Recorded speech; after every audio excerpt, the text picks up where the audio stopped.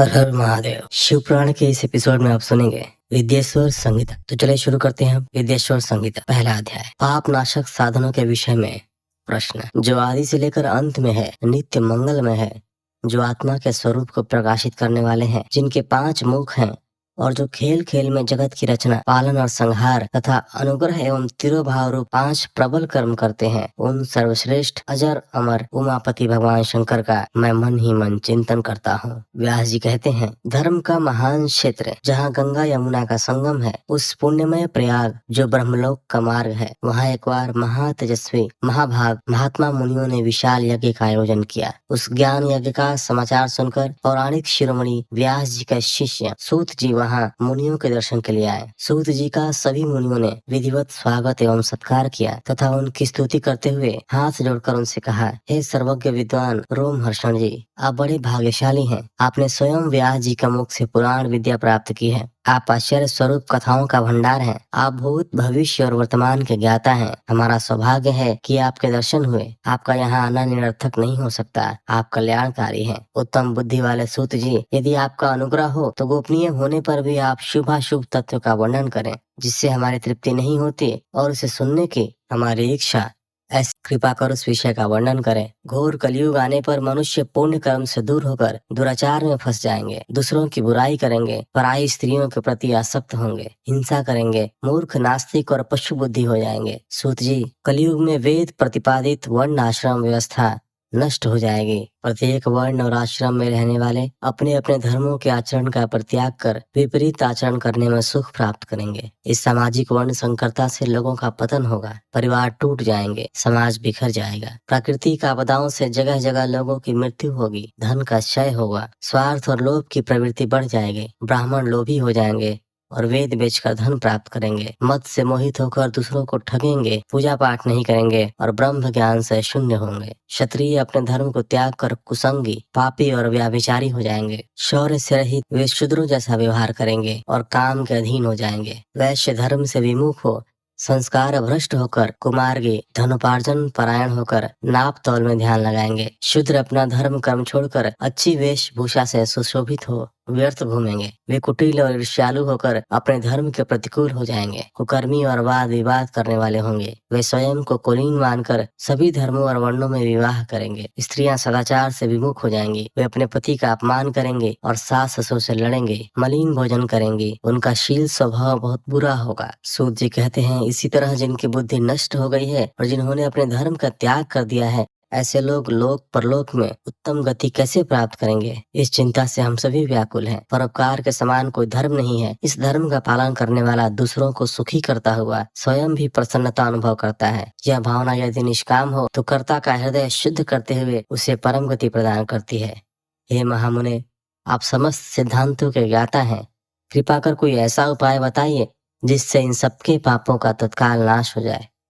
व्यास जी कहते हैं, उन श्रेष्ठ मुनियों की यह बात सुनकर सूत जी मन ही मन परम श्रेष्ठ भगवान शंकर का स्मरण करके उनसे इस प्रकार बोले।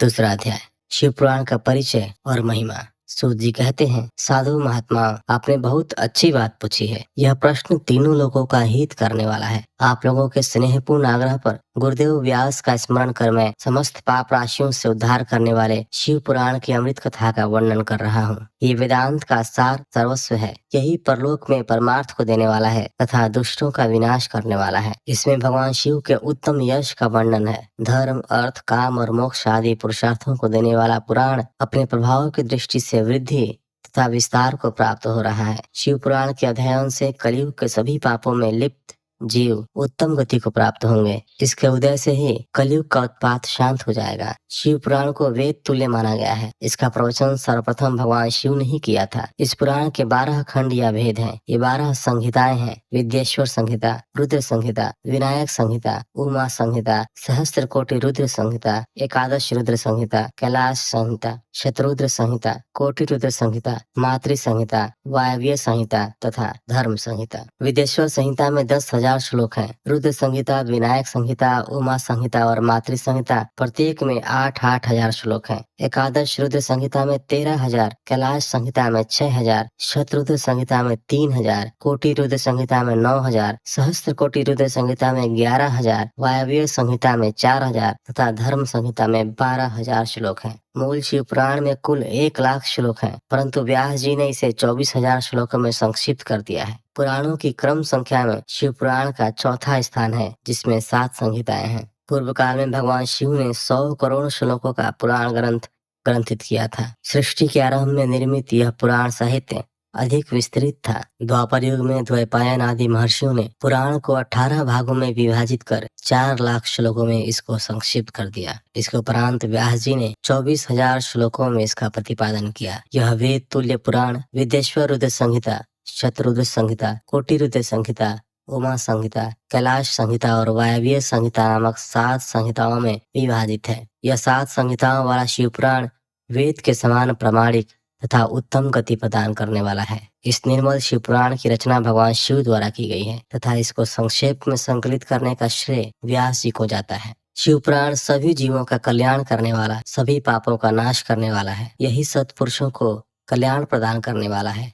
यह तुलना रहित है और इसमें वेद प्रतिपादित अद्वैत ज्ञान तथा निष्कपट धर्म का प्रतिपादन है। शिव पुराण श्रेष्ठ मंत्र समूहों का संकलन है तथा यही सभी के लिए शिवधाम की प्राप्ति का साधन है। समस्त पुराणों में सर्वश्रेष्ठ शिव पुराण ईर्ष्या रहित अंतःकरण वाले विद्वानों के लिए जानने की वस्तु है। इसमें परमात्मा का गान किया गया है। इस अमृतमयी शिव पुराण को आदर से पढ़ने और सुनने वाला मनुष्य भगवान शिव का प्रिय होकर परम गति को प्राप्त कर लेता है। तीसरा अध्याय, श्रवण कीर्तन और मनन साधनों की श्रेष्ठता।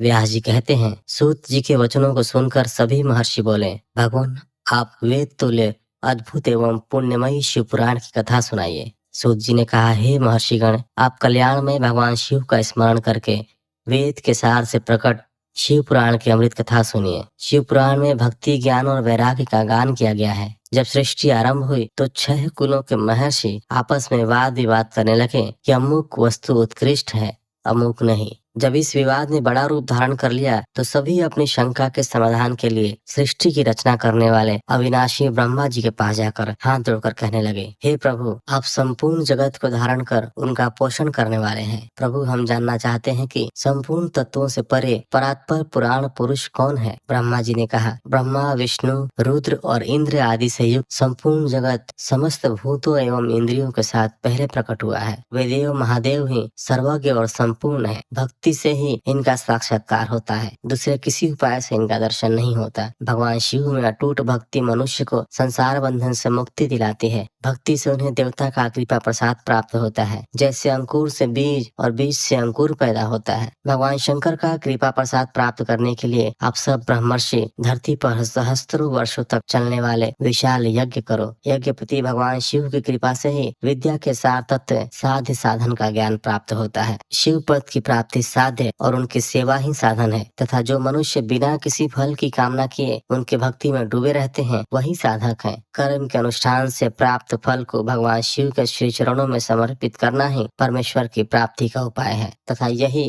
मोक्ष प्राप्ति का एकमात्र साधन है। साक्षात महेश्वर ने ही भक्ति के साधनों का प्रतिपादन किया है। कान से भगवान के नाम, गुण और लीलाओं का श्रवण, वाणी द्वारा उनका कीर्तन तथा मन में उनका मनन शिव पद की प्राप्ति के महान साधन है तथा इन साधनों से ही संपूर्ण मनोरथों की सिद्धि होती है। जिस वस्तु को हम प्रत्यक्ष अपनी आंखों के सामने देख सकते हैं उसकी तरफ आकर्षण स्वाभाविक है, परंतु जिस वस्तु को प्रत्यक्ष रूप से देखा नहीं जा सकता उसे केवल सुनकर और समझकर ही उसकी प्राप्ति के लिए प्रयत्न किया जाता है। अतः श्रवण पहला साधन है। श्रवण द्वारा ही गुरु मुख से तत्वों को सुनकर श्रेष्ठ बुद्धि वाला विद्वान अन्य साधन कीर्तन और मनन की शक्ति व सिद्धि प्राप्त करने का यत्न करता है। मनन के बाद इस साधन की साधना करते रहने से धीरे धीरे भगवान शिव का संयोग प्राप्त होता है और लौकिक आनंद की प्राप्ति होती है। भगवान शिव की पूजा, उनके नामों का जाप तथा उनके रूप गुण विलास के हृदय में निरंतर चिंतन को ही मनन कहा जाता है। महेश्वर की कृपा दृष्टि से उपलब्ध इस साधन को ही प्रमुख साधन कहा जाता है।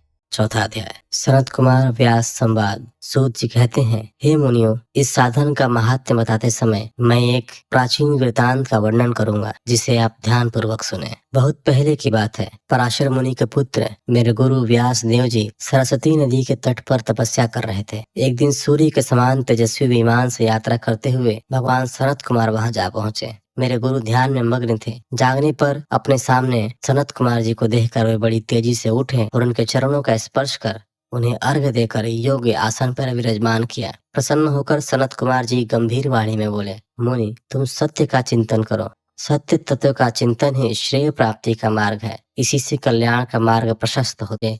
सत्य पदार्थ भगवान शिव ही है। भगवान शंकर का श्रवण, कीर्तन और मनन ही उन्हें प्राप्त करने का सर्वश्रेष्ठ साधन है। पूर्व काल में मैं दूसरे अनेकानेक साधनों के भ्रम में घूमता हुआ तपस्या करने मदरांचल पर जा पहुंचा। कुछ समय बाद महेश्वर शिव की आज्ञा से सबके साक्षी तथा शिवगणों के स्वामी नंदिकेश्वर वहां आए और स्नेह पूर्वक मुक्ति का साधन बताते हुए बोले, भगवान शंकर का श्रवण, कीर्तन और मनन ही मुक्ति का स्रोत है। यह बात मुझे स्वयं देवादिदेव भगवान शिव ने बताई है, अतः तुम इन्हीं साधनों का अनुष्ठान करो। व्यास जी से ऐसा कहकर अनुगामियों सहित सनत कुमार ब्रह्मधाम को चले गए। इस प्रकार इस उत्तम वृतांत का संक्षेप में मैंने वर्णन किया है। ऋषि बोले, सूत जी, आपने श्रवण, कीर्तन और मनन को मुक्ति का उपाय बताया है, किंतु जो मनुष्य इन तीनों साधनों में असमर्थ हो, वह मनुष्य कैसे मुक्त हो सकता है? किस कर्म के द्वारा बिना यत्न के ही मोक्ष मिल सकता है? पांचवा अध्याय, शिवलिंग का रहस्य एवं महत्व। सूत जी कहते हैं, हे शौनक जी, श्रवण, कीर्तन और मनन जैसे साधनों को करना प्रत्येक के लिए सुगम नहीं है। इसके लिए योग्य गुरु और आचार्य चाहिए। गुरुमुख से सुनी हुई वाणी मन की शंकाओं को दग्ध करती है। गुरुमुख से सुने शिव तत्व द्वारा शिव के रूप स्वरूप के दर्शन और गुणानुवाद में रसानुभूति होती है, तभी भक्त कीर्तन कर पाता है। यदि ऐसा कर पाना संभव न हो तो मोक्षार्थी को चाहिए कि वह भगवान शंकर के लिंग एवं मूर्ति की स्थापना करके रोज उनकी पूजा करे। इसे अपनाकर वह इस संसार सागर से पार हो सकता है। संसार सागर से पार होने के लिए इस तरह की पूजा आसानी से भक्ति पूर्वक की जा सकती है। अपनी शक्ति एवं सामर्थ्य के अनुसार धन राशि से शिवलिंग या शिव मूर्ति की स्थापना कर भक्ति भाव से उसकी पूजा करनी चाहिए। मंडप, गोपुर, तीर्थ, मठ एवं क्षेत्र की स्थापना कर उत्सव का आयोजन करना चाहिए तथा पुष्प, धूप, वस्त्र, गंध, दीप तथा पुआ और तरह तरह के भोजन नैवेद्य के रूप में अर्पित करने चाहिए। श्री शिव जी ब्रह्म रूप और निष्कल अर्थात कला रहित भी हैं और कला सहित भी। मनुष्य इन दोनों स्वरूपों की पूजा करते हैं। शंकर जी को ही ब्रह्म पदवी भी प्राप्त है। कलापूर्ण भगवान शिव की मूर्ति पूजा भी मनुष्यों द्वारा की जाती है और वेदों ने भी इस तरह की पूजा की आज्ञा प्रदान की है। सनत कुमार जी ने पूछा, हे नंदिकेश्वर, पूर्व काल में उत्पन्न हुए लिंग, बेर अर्थात मूर्ति की उत्पत्ति के संबंध में आप हमें विस्तार से बताइए। नंदिकेश्वर ने बताया, मुनीश्वर, प्राचीन काल में एक बार ब्रह्मा और विष्णु का मध्य युद्ध हुआ तो उनके बीच स्तंभ रूप में शिव जी प्रकट हुए। इस प्रकार उन्होंने पृथ्वी लोक का संरक्षण किया। उसी दिन से महादेव जी का लिंग के साथ साथ मूर्ति पूजन भी जगत में प्रचलित हो गया। अन्य देवताओं की साकार अर्थात मूर्ति पूजा होने लगी, जो कि अभिष्ट फल प्रदान करने वाली थी, परंतु शिव जी के लिंग और मूर्ति दोनों ही रूप पूजनीय है। छठा अध्याय, ब्रह्मा विष्णु युद्ध। नंदिकेश्वर बोले, पूर्व काल में श्री विष्णु अपनी पत्नी श्री लक्ष्मी जी के साथ शेष शैया पर शयन कर रहे थे। तब एक बार ब्रह्मा जी वहां पहुंचे और विष्णु जी को पुत्र कहकर पुकारने लगे। पुत्र उठो, मैं तुम्हारा ईश्वर तुम्हारे सामने खड़ा हूँ। यह सुनकर विष्णु जी को क्रोध आ गया। फिर भी शांत रहते हुए वे बोले, पुत्र, तुम्हारा कल्याण हो, कहो अपने पिता के पास कैसे आना हुआ। यह सुनकर ब्रह्मा जी कहने लगे, मैं तुम्हारा रक्षक हूँ, सारे जगत का पितामह हूँ, सारा जगत मुझ में निवास करता है। तू मेरी नाभि कमल से प्रकट होकर मुझसे ऐसी बातें कर रहा है। इस प्रकार दोनों में विवाद होने लगा। तब वे दोनों अपने को प्रभु कहते कहते एक दूसरे का वध करने को तैयार हो गए। हंस और गरुड़ पर बैठ दोनों परस्पर युद्ध करने लगे। ब्रह्मा जी के वक्षस्थल में विष्णु जी ने अनेकों अस्त्रों का प्रहार करके उन्हें व्याकुल कर दिया। इससे कुपित हो ब्रह्मा जी ने भी पलटकर भयानक प्रहार किए। उनके पारस्परिक आघातों से देवताओं में हलचल मच गई। वे घबराए और त्रिशूलधारी भगवान शिव के पास गए और उन्हें सारी व्यथा सुनाई। भगवान शिव अपनी सभा में उमा देवी सहित सिंहासन पर विराजमान थे और मंद मंद मुस्कुरा रहे थे। 7वां अध्याय शिव निर्णय। महादेव जी बोले, पुत्रों, मैं जानता हूँ कि तुम ब्रह्मा और विष्णु के परस्पर युद्ध से बहुत दुखी हो। तुम डरो मत, मैं अपने गणों के साथ तुम्हारे साथ चलता हूँ। तब भगवान शिव अपने नंदी पर आरूढ़ हो देवताओं सहित युद्ध स्थल की ओर चल दिए। वहाँ छिपकर वे ब्रह्मा विष्णु के युद्ध को देखने लगे। उन्हें जब यह ज्ञात हुआ कि वे दोनों एक दूसरे को मारने की इच्छा से माहेश्वर और पशुपात अस्त्रों का प्रयोग करने जा रहे हैं, तो वे युद्ध को शांत करने के लिए महाअग्नि के तुल्य एक स्तंभ रूप में ब्रह्मा और विष्णु के मध्य खड़े हो गए। महाअग्नि के प्रकट होते ही दोनों के अस्त्र स्वयं ही शांत हो गए। अस्त्रों को शांत होते देखकर ब्रह्मा और विष्णु दोनों कहने लगे कि इस अग्नि स्वरूप स्तंभ के बारे में हमें जानकारी करनी चाहिए। दोनों ने उसकी परीक्षा लेने का निर्णय लिया। भगवान विष्णु ने शुकर रूप धारण किया और उसको देखने के लिए नीचे धरती में चल दिए। ब्रह्मा जी हंस का रूप धारण करके ऊपर की ओर चल दिए। पाताल में बहुत नीचे जाने पर भी विष्णु जी को स्तंभ का अंत नहीं मिला, अतः वे वापस चले आए। ब्रह्मा जी ने आकाश में जाकर केतकी का फूल देखा। वे उस फूल को लेकर विष्णु जी के पास गए। विष्णु ने उनके चरण पकड़ लिए। ब्रह्मा जी के छल को देखकर भगवान शिव प्रकट हुए। विष्णु जी की महानता से शिव प्रसन्न होकर बोले, हे विष्णु जी, आप सत्य बोलते हैं, अतः मैं आपको अपनी समानता का अधिकार देता हूँ। 8वां अध्याय ब्रह्मा का अभिमान भंग। नंदिकेश्वर बोले, महादेव जी ब्रह्मा जी के छल पर अत्यंत क्रोधित हुए। उन्होंने अपने त्रिनेत्र यानी तीसरी आंख से भैरव को प्रकट किया और उन्हें आज्ञा दी कि वह तलवार से ब्रह्मा जी को दंड दे। आज्ञा पाते ही भैरव ने ब्रह्मा जी के बाल पकड़ लिए और उनका 5वां सिर काट दिया। ब्रह्मा जी डर के मारे कांपने लगे। उन्होंने भैरव के चरण पकड़ लिए तथा क्षमा मांगने लगे। इसे देखकर श्री विष्णु ने भगवान शिव से प्रार्थना की कि आपकी कृपा से ही ब्रह्मा जी को 5वां सिर मिला था, अतः आप इन्हें क्षमा कर दें। तब शिव जी की आज्ञा पाकर ब्रह्मा को भैरव ने छोड़ दिया। शिव जी ने कहा, तुमने प्रतिष्ठा और ईश्वरत्व को दिखाने के लिए छल किया है, इसलिए मैं तुम्हें शाप देता हूँ कि तुम सत्कार, स्थान व उत्सव से विहीन रहोगे। ब्रह्मा जी को अपनी गलती का पछतावा हो चुका था। उन्होंने भगवान शिव के चरण पकड़कर क्षमा मांगी और निवेदन किया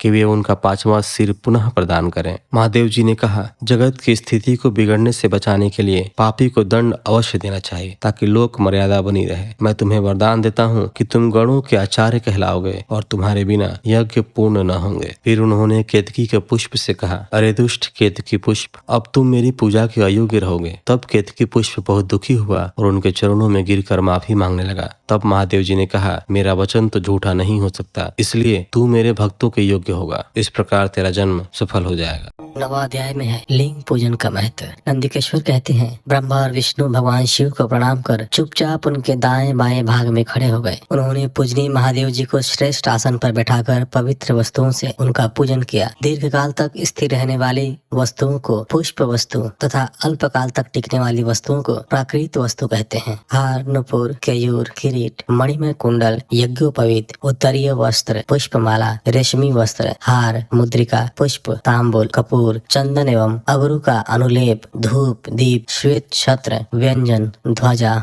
चंवर तथा अनेक दिव्य उपहारों द्वारा जिनका वैभव वाणी और मन की पहुंच से परे था, जो केवल परमात्मा के योग्य थे, उनसे ब्रह्मा और विष्णु ने अपने स्वामी महेश्वर का पूजन किया। इससे प्रसन्न होकर भगवान शिव ने दोनों देवताओं से मुस्कुराकर कहा, पुत्रों, आज तुम्हारे द्वारा की गई पूजा से मैं बहुत प्रसन्न हूँ। इसी कारण यह दिन परम पवित्र और महान होगा। यह तिथि शिवरात्रि के नाम से प्रसिद्ध होगी और मुझे परम प्रिय होगी। इस दिन जो मनुष्य मेरे लिंग अर्थात निराकार रूप की या मेरी मूर्ति अर्थात साकार रूप की दिन रात निराहार रहकर अपनी शक्ति के अनुसार निश्चल भाव से यथोचित पूजा करेंगे, वह मेरा परम प्रिय भक्त होगा। पूरे वर्ष भर निरंतर मेरी पूजा करने पर जो फल मिलता है, वह फल शिवरात्रि को मेरा पूजन करके मनुष्य तत्काल प्राप्त कर लेता है। जैसे पूर्ण चंद्रमा का उदय समुद्र की वृद्धि का अवसर है, उसी प्रकार शिवरात्रि की तिथि मेरे धर्म की वृद्धि का समय है। इस तिथि को मेरी स्थापना का मंगलमय उत्सव होना चाहिए। मैं मार्गशीर्ष मास में आद्रा नक्षत्र से युक्त पूर्णमासी या प्रतिपदा को ज्योतिर्मय स्तंभ के रूप में प्रकट हुआ था। इस दिन जो भी मनुष्य पार्वती सहित मेरा दर्शन करता है अथवा मेरी मूर्ति या लिंग की झांकी निकालता है, वह मेरे लिए कार्तिकेय से भी अधिक प्रिय है। इस शुभ दिन मेरे दर्शन मात्र से पूरा फल प्राप्त होता है। यदि दर्शन के साथ मेरा पूजन भी किया जाए तो इतना अधिक फल प्राप्त होता है कि वाणी द्वारा उसका वर्णन नहीं किया जा सकता। लिंग रूप में प्रकट होकर मैं बहुत बड़ा हो गया था, अतः लिंग के कारण यह भूतल लिंग स्थान के नाम से प्रसिद्ध हुआ। जगत के लोग इसका दर्शन और पूजन कर सकें, इसके लिए यह अनादि और अनंत ज्योति स्तंभ अथवा ज्योतिर्मय लिंग अत्यंत छोटा हो गया। यह लिंग सब प्रकार के भोग सुलभ कराने वाला तथा भोग और मोक्ष का एकमात्र साधन है। इसका दर्शन, स्पर्श और ध्यान प्राणियों को जन्म और मृत्यु के कष्ट से छुड़ाने वाला है। शिवलिंग के यहाँ प्रकट होने के कारण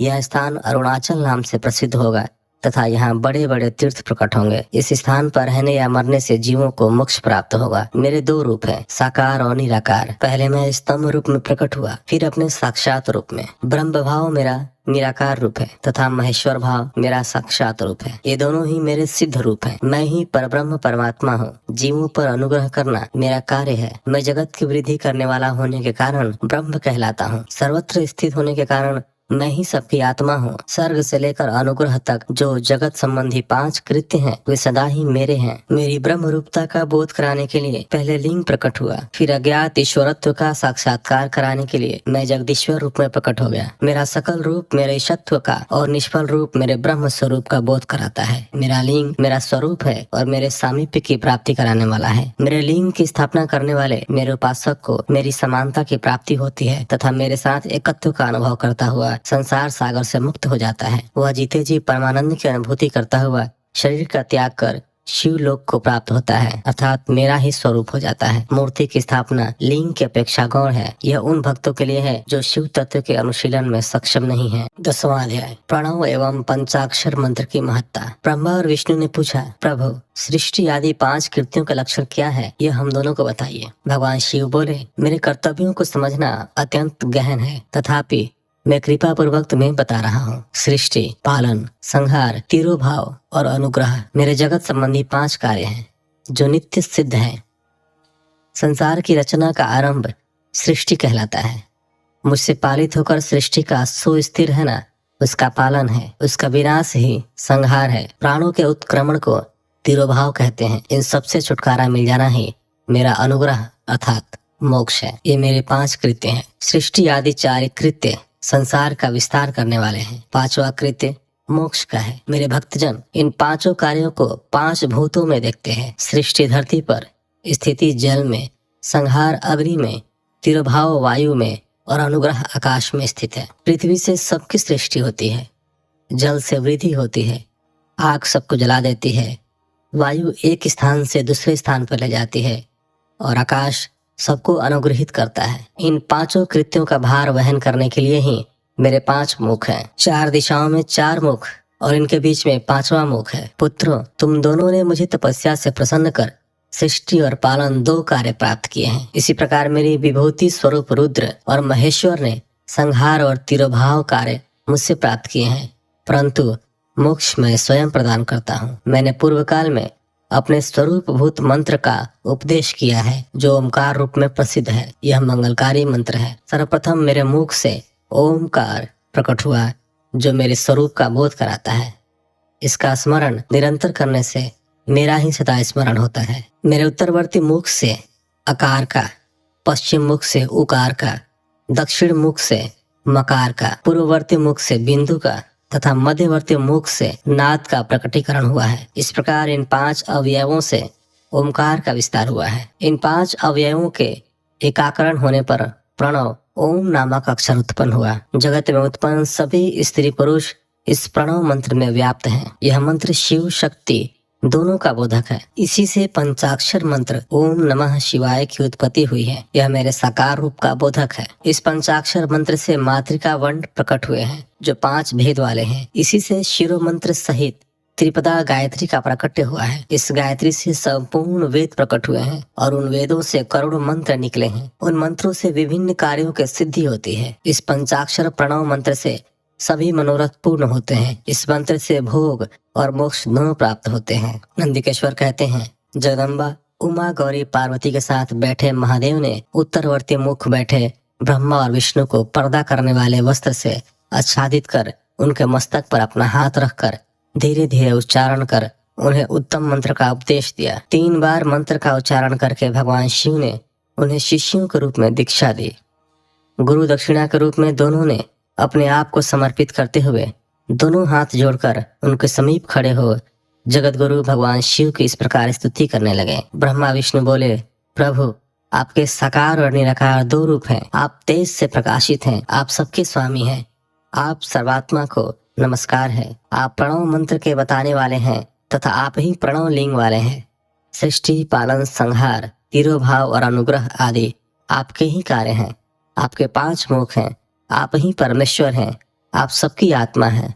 ब्रह्म है, आपके गुण और शक्तियां अनंत हैं, हम आपको नमस्कार करते हैं। इन पंक्तियों से स्तुति करते हुए गुरु महेश्वर को प्रसन्न कर ब्रह्मा और विष्णु ने उनके चरणों में प्रणाम किया। महेश्वर बोले, आद्रा नक्षत्र में चतुर्दशी को यदि इस प्रणव मंत्र का जप किया जाए तो यह अक्षय फल देने वाला है। सूर्य की संक्रांति में महा आद्रा नक्षत्र में एक बार किया गया प्रणव जप करोड़ों गुना जप का फल देता है। मृगशिरा नक्षत्र का अंतिम भाग तथा पुनर्वसु का शुरू का भाग पूजा, होम और तर्पण के लिए सदा आद्रा के ही समान है। मेरे लिंग का दर्शन प्रातः काल अर्थात मध्याह्न से पूर्व काल में करना चाहिए। मेरे दर्शन पूजन के लिए चतुर्दशी तिथि उत्तम है। पूजा करने वालों के लिए मेरी मूर्ति और लिंग दोनों समान है। फिर भी मूर्ति की अपेक्षा लिंग का स्थान ऊंचा है, इसलिए मनुष्यों को शिवलिंग का ही पूजन करना चाहिए। लिंग का ओम मंत्र से और मूर्ति का पंचाक्षर मंत्र से पूजन करना चाहिए। शिवलिंग की स्वयं स्थापना करके या दूसरों से स्थापना करवाकर उत्तम द्रव्यों से पूजा करने से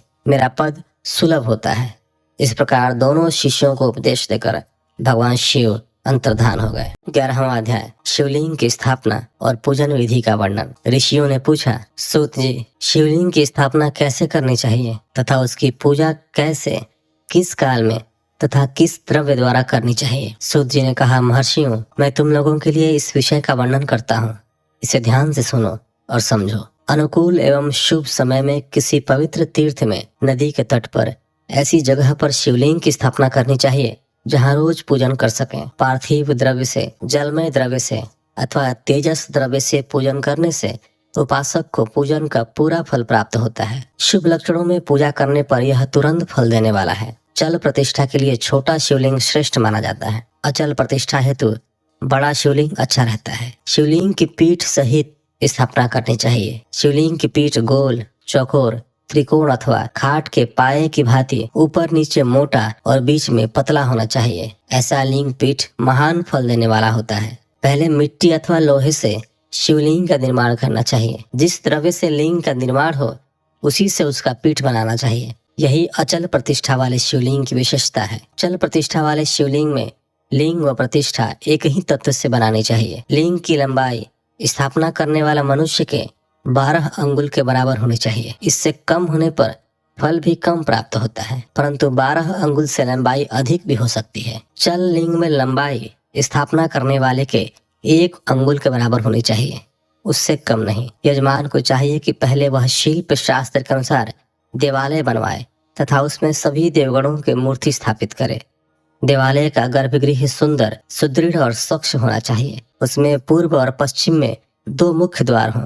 जहाँ शिवलिंग की स्थापना करनी हो उस स्थान के गर्त में नीलम, लाल वैदूर्य, श्याम, मरकत, मोती, मूंगा, गोमेद और हीरा इन 9 रत्नों को वैदिक मंत्रों के साथ छोड़ें। 5 वैदिक मंत्रों द्वारा 5 स्थानों से पूजन करके अग्नि में आहुति दें और परिवार सहित मेरी पूजा करके आचार्य को धन से तथा भाई बंधुओं को मनचाही वस्तु से संतुष्ट करें। याचकों को सुवर्ण, गृह एवं भू संपत्ति तथा गाय आदि प्रदान करें। स्थावर जंगम सभी जीवों को यत्न पूर्वक संतुष्ट कर एक गड्ढे में सुवर्ण तथा 9 प्रकार के रत्न भरकर वैदिक मंत्रों का उच्चारण करके परम कल्याणकारी महादेव जी का ध्यान करें। तत्पश्चात नाद घोष से युक्त महामंत्र ओमकार का उच्चारण करके गड्ढे में पीठ युक्त शिवलिंग की स्थापना करें। वहाँ परम सुंदर मूर्ति की भी स्थापना करनी चाहिए तथा भूमि संस्कार की विधि जिस प्रकार शिवलिंग के लिए की गई है उसी प्रकार मूर्ति की प्रतिष्ठा भी करनी चाहिए। मूर्ति की स्थापना अर्थात प्रतिष्ठा पंचाक्षर मंत्र से करनी चाहिए। मूर्ति को बाहर से भी लिया जा सकता है, परंतु वह साधु पुरुषों द्वारा पूजित हो। इस प्रकार शिवलिंग व मूर्ति द्वारा की गई महादेव जी की पूजा शिव पद प्रदान करने वाली है। स्थावर और जंगम से लिंग भी 2 तरह का हो गया है। वृक्ष लता आदि को स्थावर लिंग कहते हैं और कृमि कीट आदि को जंगम लिंग। स्थावर लिंग को सींचना चाहिए तथा जंगम लिंग को आहार एवं जल देकर तृप्त करना चाहिए। यूं चराचर जीवों को भगवान शंकर का प्रतीक मानकर उनका पूजन करना चाहिए। इस तरह महालिंग की स्थापना करके विविध उपचारों द्वारा उसका रोज पूजन करें तथा देवालय के पास ध्वजारोहण करें। शिवलिंग साक्षात शिव का पद प्रदान करने वाला है। आवाहन, आसन, अर्घ्य, पाद्य, पाद्यांग, आचमन, स्नान, वस्त्र, यज्ञोपवीत, गंध, पुष्प, धूप, दीप, नैवेद्य, तांबूल, समर्पण, निराजन, नमस्कार और विसर्जन, ये 16 उपचार हैं। इनके द्वारा पूजन करें। इस तरह किया गया भगवान शिव का पूजन शिव पद की प्राप्ति कराने वाला है। सभी शिवलिंगों की स्थापना के उपरांत चाहे वे मनुष्य द्वारा स्थापित ऋषियों या देवताओं द्वारा अथवा अपने आप प्रकट हुए हों, सभी का उपयुक्त विधि से पूजन करना चाहिए, तभी फल प्राप्त होता है। उसकी परिक्रमा और नमस्कार करने से शिव पद की प्राप्ति होती है। शिवलिंग का नियम पूर्वक दर्शन भी कल्याणकारी होता है। मिट्टी, आटा, गाय के गोबर, फूल, कनेर पुष्प, फल, गुड़, मक्खन, भस्म अथवा अन्न से शिवलिंग बनाकर प्रतिदिन पूजन करें तथा प्रतिदिन 10,000 प्रणव मंत्रों का जाप करें अथवा दोनों संध्याओं के समय 1 सहस्त्र प्रणव मंत्रों का जाप करें। इससे भी शिव पद की प्राप्ति होती है। जप काल में प्रणव मंत्र का उच्चारण मन की शुद्धि करता है। नाद और बिंदु से युक्त ओमकार को कुछ विद्वान समान प्रणव कहते हैं। प्रतिदिन 10,000 पंचाक्षर मंत्र का जाप अथवा दोनों संध्याओं को 1 सहस्त्र मंत्र का जाप शिव पद की प्राप्ति कराने वाला है। सभी ब्राह्मणों के लिए प्रणव से युक्त पंचाक्षर मंत्र अति फलदायक है। कलश से किया गया स्नान, मंत्र की दीक्षा, मातृकाओं का न्यास, सत्य से पवित्र अंतःकरण, ब्राह्मण तथा ज्ञानी गुरु सभी को उत्तम माना गया है। पंचाक्षर मंत्र का 5 करोड़ जाप करने से मनुष्य भगवान शिव के समान हो जाता है। 1, 2, 3 अथवा 4 करोड़ जाप करके मनुष्य क्रमशः ब्रह्मा, विष्णु, रुद्र तथा महेश्वर का पद प्राप्त कर लेता है। यदि 1000 दिनों तक प्रतिदिन 1 सहस्त्र जाप पंचाक्षर मंत्रों का किया जाए और प्रतिदिन ब्राह्मण को भोजन कराया जाए तो इससे अभिष्ट कार्य की सिद्धि होती है। ब्राह्मण को प्रतिदिन प्रातःकाल 1008 बार गायत्री मंत्र का जाप करना चाहिए, क्योंकि गायत्री मंत्र शिव पद की प्राप्ति कराता है। वेद मंत्रों और वैदिक सूक्तियों का भी नियम से जाप करें। अन्य मंत्रों से जितने अक्षर हैं उनके उतने लाख जाप करें। इस प्रकार यथाशक्ति जाप करने वाला मनुष्य मोक्ष प्राप्त करता है। अपनी पसंद से कोई एक मंत्र अपनाकर प्रतिदिन उसका जाप करें अथवा ओम का नित्य 1 सहस्त्र जाप करें। ऐसा करने से संपूर्ण मनोरथों की सिद्धि होती है। जो मनुष्य भगवान शिव के लिए फुलवाड़ी या बागीचे लगाता है तथा शिव मंदिर में झाड़ने बुहारने का सेवा कार्य करता है, ऐसे शिव भक्त को पुण्य कर्म की प्राप्ति होती है। अंत समय में भगवान शिव उसे मोक्ष प्रदान करते हैं। काशी में निवास करने से भी योग और मोक्ष की प्राप्ति होती है। इसलिए आमरण भगवान शिव के क्षेत्र में निवास करना चाहिए। उस क्षेत्र में स्थित बावड़ी, तालाब, कुआं और पोखर को शिवलिंग समझकर वहां स्नान, दान और जाप करके मनुष्य भगवान शिव को प्राप्त कर लेता है। जो मनुष्य शिव के क्षेत्र में अपने किसी मृत संबंधी का दाह, दशा, मासिक श्राद्ध अथवा वार्षिक श्राद्ध करता है अथवा अपने पितरों को पिंड देता है, वह तत्काल सभी पापों से मुक्त हो जाता है और अंत में शिव पद प्राप्त करता है। लोक में अपने वर्ण के अनुसार आचरण करने व सदाचार का पालन करने से शिव पद की प्राप्ति होती है। निष्काम भाव से किया गया कार्य अभिष्ट फल देने वाला एवं शिव पद प्रदान करने वाला होता है। दिन के प्रातः, मध्याह्न और सायं 3 विभाग होते हैं। इनमें सभी को एक एक प्रकार के कर्म का प्रतिपादन करना चाहिए। प्रातःकाल रोजाना दैनिक शास्त्र कर्म, मध्याह्न सकाम कर्म तथा सायंकाल शांति कर्म के लिए पूजन करना चाहिए। इसी प्रकार रात्रि में 4 प्रहर होते हैं। उनमें से बीच के 2 प्रहर निश्चित काल कहलाते हैं। इसी काल में पूजा करनी चाहिए, क्योंकि यह पूजा अभिष्ट फल देने वाले है। कलयुग में कर्म द्वारा ही फल की सिद्धि होगी। इस प्रकार विधि पूर्वक और समयानुसार भगवान शिव का पूजन करने वाले मनुष्य को अपने कर्मों का पूरा फल मिलता है। ऋषियों ने कहा, सूत जी, ऐसे पुण्य क्षेत्र कौन कौन से हैं जिनका आश्रय लेकर सभी स्त्री पुरुष शिव पद को प्राप्त कर लें? कृपा कर हमें बताइए। 12वां अध्याय, मोक्षदायक पुण्य क्षेत्रों का वर्णन। सूत जी बोले, हे विद्वान और बुद्धिमान महर्षियों, मैं मोक्ष देने वाले शिव क्षेत्रों का वर्णन कर रहा हूँ। पर्वत, वन और काननों सहित इस पृथ्वी का विस्तार 50 करोड़ योजन है। भगवान शिव की इच्छा से पृथ्वी ने सभी को धारण किया है। भगवान शिव ने भूतल पर विभिन्न स्थानों पर वहाँ के प्राणियों को मोक्ष देने के लिए शिव क्षेत्र का निर्माण किया है। कुछ क्षेत्रों को देवताओं और ऋषियों ने अपना निवास स्थान बनाया है, इसलिए उसमें तीर्थत्व प्रकट हो गया है। बहुत से तीर्थ ऐसे हैं जो स्वयं प्रकट हुए हैं। तीर्थ क्षेत्र में जाने पर मनुष्य को सदा स्नान, दान और जप करना चाहिए, अन्यथा मनुष्य रोग, गरीबी और मुक्ता आदि दोषों का भागी हो जाता है। जो मनुष्य अपने देश में मृत्यु को प्राप्त होता है वह इस पुण्य के फल से दोबारा मनुष्य योनि प्राप्त करता है, परंतु पापी मनुष्य दुर्गति को ही प्राप्त करता है। हे ब्राह्मण, पुण्य क्षेत्र में किया गया पाप कर्म अधिक दृढ़ होता है, अतः पुण्य क्षेत्र में निवास करते समय पाप कर्म करने से बचना चाहिए। सिंधु और सतलुज नदी के तट पर बहुत से पुण्य क्षेत्र हैं। सरस्वती नदी परम पवित्र और 60 मुख वाली है।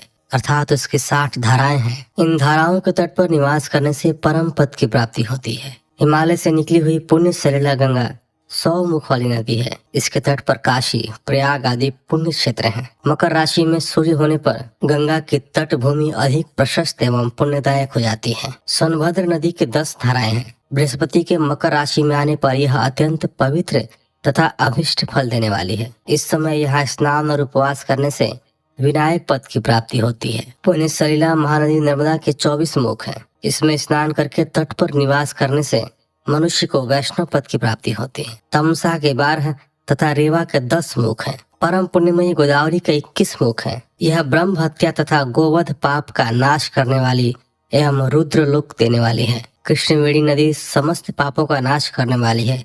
इसके 18 मुख हैं तथा यह विष्णु लोक प्रदान करने वाली है। तुंगभद्रा 10 मुखी है एवं ब्रह्मलोक देने वाली है। सुवर्ण मुखरी के 9 मुख हैं। ब्रह्मलोक से लौटे जीव इसी नदी के तट पर जन्म लेते हैं। सरस्वती नदी, पंपा सरोवर, कन्याकुमारी, अंतरीप तथा शुभकारक श्वेत नदी सभी पुण्य क्षेत्र हैं। इनके तट पर निवास करने से इंद्रलोक की प्राप्ति होती है। महानदी कावेरी परम पुण्यमयी है।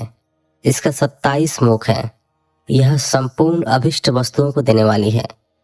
इसके तट ब्रह्मा विष्णु का पद देने वाले हैं।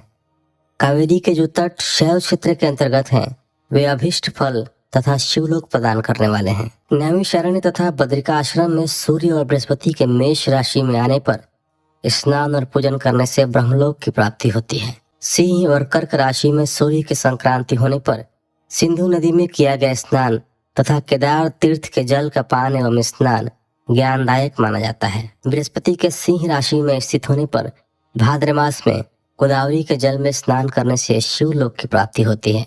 ऐसा स्वयं भगवान शिव ने कहा था। सूर्य और बृहस्पति के कन्या राशि में स्थित होने पर यमुना और सोनभद्र में स्नान से धर्मराज और गणेश लोक में महान भोग की प्राप्ति होती है। ऐसी महर्षियों की मान्यता है। सूर्य और बृहस्पति के तुला राशि में होने पर कावेरी नदी में स्नान करने से भगवान विष्णु के वचन की महिमा से अभिष्ट फल की प्राप्ति होती है। मार्गशीर्ष माह में सूर्य और बृहस्पति के वृश्चिक राशि में आने पर नर्मदा में स्नान करने से विष्णु पद की प्राप्ति होती है। सूर्य और बृहस्पति के धनु राशि में होने पर सुवर्ण मुखरी नदी में किया गया स्नान शिवलोक प्रदान करने वाला है। मकर राशि में सूर्य और बृहस्पति के माघ मास में होने पर गंगा जी में किया गया स्नान शिवलोक प्रदान करने वाला है। शिवलोक के पश्चात ब्रह्मा और विष्णु के स्थानों में सुख भोग कर अंत में मनुष्य को ज्ञान की प्राप्ति होती है। माघ मास में सूर्य के कुंभ राशि में होने पर फागुन मास में गंगा तट पर किया गया श्राद्ध, पिंडदान अथवा तिलोदक दान पिता और नाना दोनों कुलों के पितरों की अनेकों पीढ़ियों का उद्धार करने वाला है। गंगा और कावेरी नदी का आश्रय लेकर तीर्थवास करने से पाप का नाश हो जाता है। ताम्रपर्णी और वेगवती नदियां ब्रह्मलोक की प्राप्ति रूप फल देने वाली हैं। इनके तट पर स्वर्गदायक क्षेत्र हैं। इन नदियों के मध्य में बहुत से पुण्य क्षेत्र हैं। यहाँ निवास करने वाला मनुष्य अभिष्ट फल का भागी होता है। सदाचार, उत्तम वृत्ति तथा सद्भावना के साथ मन में दया भाव रखते हुए विद्वान पुरुष को तीर्थ में निवास करना चाहिए, अन्यथा उसे फल नहीं मिलता। पुण्य क्षेत्र में जीवन बिताने का निश्चय करने पर तथा वास करने पर पहले का सारा पाप तत्काल नष्ट हो जाएगा, क्योंकि पुण्य को ऐश्वर्यदायक कहा जाता है। हे ब्राह्मणों, तीर्थ में वास करने पर उत्पन्न पुण्य कायिक, वाचिक और मानसिक सभी पापों का नाश कर देता है। तीर्थ में किया गया मानसिक पाप कई कल्पों तक पीछा नहीं छोड़ता, यह केवल ध्यान से ही नष्ट होता है। वाचिक पाप जप से तथा कायिक पाप शरीर को सुखाने जैसे कठोर तप से नष्ट होता है। अतः सुख चाहने वाले पुरुष को देवताओं की पूजा करते हुए और ब्राह्मणों को दान देते हुए पाप से बचकर ही तीर्थ में निवास करना चाहिए। 13वां अध्याय सदाचार, संध्या बंदन, प्रणव, गायत्री जाप एवं अग्निहोत्र की विधि तथा महिमा। ऋषियों ने कहा, सूत जी, आप हमें वह सदाचार सुनाइए जिससे विद्वान पुरुष पुण्य लोकों पर विजय पाता है। स्वर्ग प्रदान करने वाले धर्ममय तथा नरक का कष्ट देने वाले अधर्ममय आचारों का वर्णन कीजिए। सूत जी बोले, सदाचार का पालन करने वाला मनुष्य ही ब्राह्मण कहलाने का अधिकारी है। वेदों के अनुसार आचार का पालन करने वाले एवं वेद के अभ्यासी ब्राह्मण को विप्र कहते हैं। सदाचार, वेदाचार तथा विद्या गुणों से युक्त होने पर उसे द्विज कहते हैं। वेदों का कम आचार तथा कम अध्ययन करने वाले एवं राजा के पुरोहित अथवा सेवक ब्राह्मण को क्षत्रिय ब्राह्मण कहते हैं। जो ब्राह्मण कृषि या वाणिज्य कर्म करने वाला है तथा ब्राह्मणोचित आचार का भी पालन करता है वह वैश्य ब्राह्मण है, तथा स्वयं खेत जोतने वाला शूद्र ब्राह्मण कहलाता है। जो दूसरों के दोष देखने वाला तथा परद्रोही है उसे चंडाल द्विज कहते हैं। क्षत्रियों में जो पृथ्वी का पालन करता है वह राजा है, तथा अन्य मनुष्य राजत्वहीन क्षत्रिय माने जाते हैं।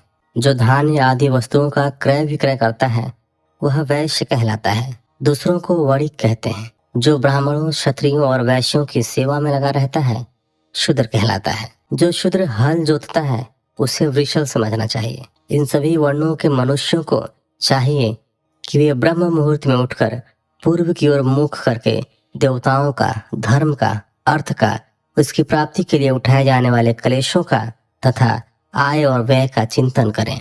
रात के अंतिम प्रहर के मध्य भाग में मनुष्य को उठकर मल मूत्र त्याग करना चाहिए। घर से बाहर शरीर को ढक कर जाकर उत्तराभिमुख होकर मल मूत्र का त्याग करें। जल, अग्नि, ब्राह्मण तथा देवताओं का स्थान बचा कर बैठें। उठने पर उस ओर न देखें। हाथ पैरों की शुद्धि करके 8 बार कुल्ला करें। किसी वृक्ष के पत्ते से दातुन करें। दातुन करते समय तर्जनी उंगली का उपयोग नहीं करें। तदंतर जल संबंधी देवताओं को नमस्कार कर मंत्र पाठ करते हुए जलाशय में स्नान करें। यदि कंठ तक या कमर तक पानी में खड़े होने की शक्ति न हो तो घुटने तक जल में खड़े होकर ऊपर जल छिड़क कर मंत्रोच्चारण करते हुए स्नान कर तर्पण करें। इसके उपरांत वस्त्र धारण कर उत्तरीय भी धारण करें। नदी अथवा तीर्थ में स्नान करने पर उतारे हुए वस्त्र वहां न धोएं। उसे किसी कुएं, बावड़ी अथवा घर ले जाकर धोएं। कपड़ों को निचोड़ने से जो जल गिरता है वह एक श्रेणी के पितरों की तृप्ति के लिए होता है। इसके बाद जाबाली उपनिषद में बताए गए मंत्र से भस्म लेकर लगाएं। इस विधि का पालन करने से पूर्व यदि भस्म गिर जाए तो गिराने वाला मनुष्य नरक में जाता है। आपोहिष्ठा मंत्र से पाप शांति के लिए सिर पर जल छिड़क कर यस्य शयाय मंत्र पढ़कर पैर पर जल छिड़कें। आपोहिष्ठा में 3 ऋचाएं हैं। पहली ऋचा का पाठ कर पैर, मस्तक और हृदय में जल छिड़कें। दूसरी ऋचा का पाठ कर मस्तक, हृदय और पैर पर जल छिड़कें तथा तीसरी ऋचा का पाठ करके हृदय, मस्तक और पैर पर जल छिड़कें। इस प्रकार के स्नान को मंत्र स्नान कहते हैं। किसी अपवित्र वस्तु से स्पर्श हो जाने पर, स्वास्थ्य ठीक न रहने पर, यात्रा में या जल उपलब्ध न होने की दशा में मंत्र स्नान करना चाहिए। प्रातः काल की संध्योपासना में गायत्री मंत्र का जाप करके 3 बार सूर्य को अर्घ्य दें। मध्याह्न में गायत्री मंत्र का उच्चारण कर सूर्य को 1 अर्घ्य देना चाहिए। सायंकाल में पश्चिम की ओर मुख करके पृथ्वी पर ही सूर्य को अर्घ्य दें। सायंकाल में सूर्यास्त से 2 घड़ी पहले की गई संध्या का कोई महत्व नहीं होता। ठीक समय पर ही संध्या करनी चाहिए। यदि संध्योपासना किए बिना 1 दिन बीत जाए तो उसके प्रायश्चित हेतु अगली संध्या के समय 100 गायत्री मंत्र का जाप करें। 10 दिन छूटने पर 1 लाख तथा 1 माह छूटने पर अपना उपनयन संस्कार कराएं। अर्थ सिद्धि के लिए ईश, गौरी, कार्तिकेय, विष्णु, ब्रह्मा, चंद्रमा और यम एवं अन्य देवताओं का शुद्ध जल से तर्पण करें। तीर्थ के दक्षिण में, मंत्रालय में, देवालय में अथवा घर में आसन पर बैठकर अपनी बुद्धि को स्थिर कर देवताओं को नमस्कार कर प्रणव मंत्र का जाप करने के पश्चात गायत्री मंत्र का जाप करें। प्रणव के अ, उ और म तीनों अक्षरों में जीव और ब्रह्मा की एकता का प्रतिपादन होता है। अतः प्रणव मंत्र का जाप करते समय मन में यह भावना होनी चाहिए कि हम तीनों लोकों की सृष्टि करने वाले ब्रह्मा, पालन करने वाले विष्णु तथा संहार करने वाले रुद्र की उपासना कर रहे हैं। यह ब्रह्म स्वरूप ओमकार हमारी कर्मेंद्रियों, ज्ञानेंद्रियों, मन की वृत्तियों तथा बुद्धि वृत्तियों को सदा भोग और मोक्ष प्रदान करने वाले धर्म एवं ज्ञान की ओर प्रेरित करें। जो मनुष्य प्रणव मंत्र के अर्थ का चिंतन करते हुए इसका जाप करते हैं वे निश्चय ही ब्रह्म को प्राप्त करते हैं, तथा जो मनुष्य बिना अर्थ जाने प्रणव मंत्र का जाप करते हैं उनको ब्राह्मणत्व की पूर्ति होती है। इस हेतु श्रेष्ठ ब्राह्मण को प्रतिदिन प्रातः काल 1 सहस्त्र गायत्री मंत्र का जाप करना चाहिए। मध्याह्न में 100 बार तथा सायं 28 बार जाप करें। अन्य वर्णों के मनुष्यों को सामर्थ्य के अनुसार जाप करना चाहिए। हमारे शरीर के भीतर मूलाधार, स्वाधिष्ठान, मणिपुर, अनाहत, आज्ञा और सहस्रार 6 चक्र हैं। इन चक्रों में क्रमशः विद्येश्वर, ब्रह्मा, विष्णु, ईश, जीवात्मा और परमेश्वर स्थित है। सद्भावना पूर्वक श्वास के साथ सोहम का जाप करें। 1000 बार किया गया जाप ब्रह्मलोक प्रदान करने वाला है। 100 बार किए गए जाप से इंद्र पद की प्राप्ति होती है। आत्मरक्षा के लिए जो मनुष्य अल्प मात्रा में इसका जाप करता है वह ब्राह्मण कुल में जन्म लेता है। 12 लाख गायत्री का जप करने वाला मनुष्य ब्राह्मण कहा जाता है। जिस ब्राह्मण ने 1 लाख गायत्री का भी जप न किया हो उसे वैदिक कार्यों में न लगाएं। यदि एक दिन उल्लंघन हो जाए तो अगले दिन उसके बदले में उतने अधिक मंत्रों का जाप करना चाहिए। ऐसा करने से दोषों की शांति होती है। धर्म से अर्थ की प्राप्ति होती है।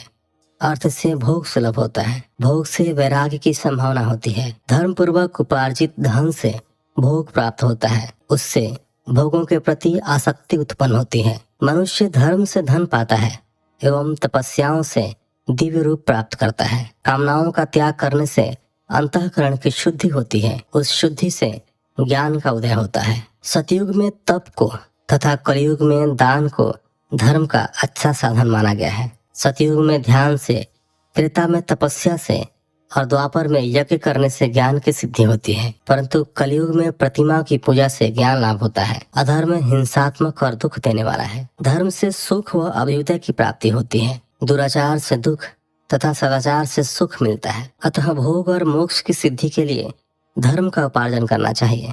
किसी ब्राह्मण को 100 वर्ष के जीवन निर्वाह की सामग्री देने पर ही ब्रह्मलोक की प्राप्ति होती है। 1 सहस्त्र चंद्रायण व्रत का अनुष्ठान ब्रह्मलोक दायक माना जाता है।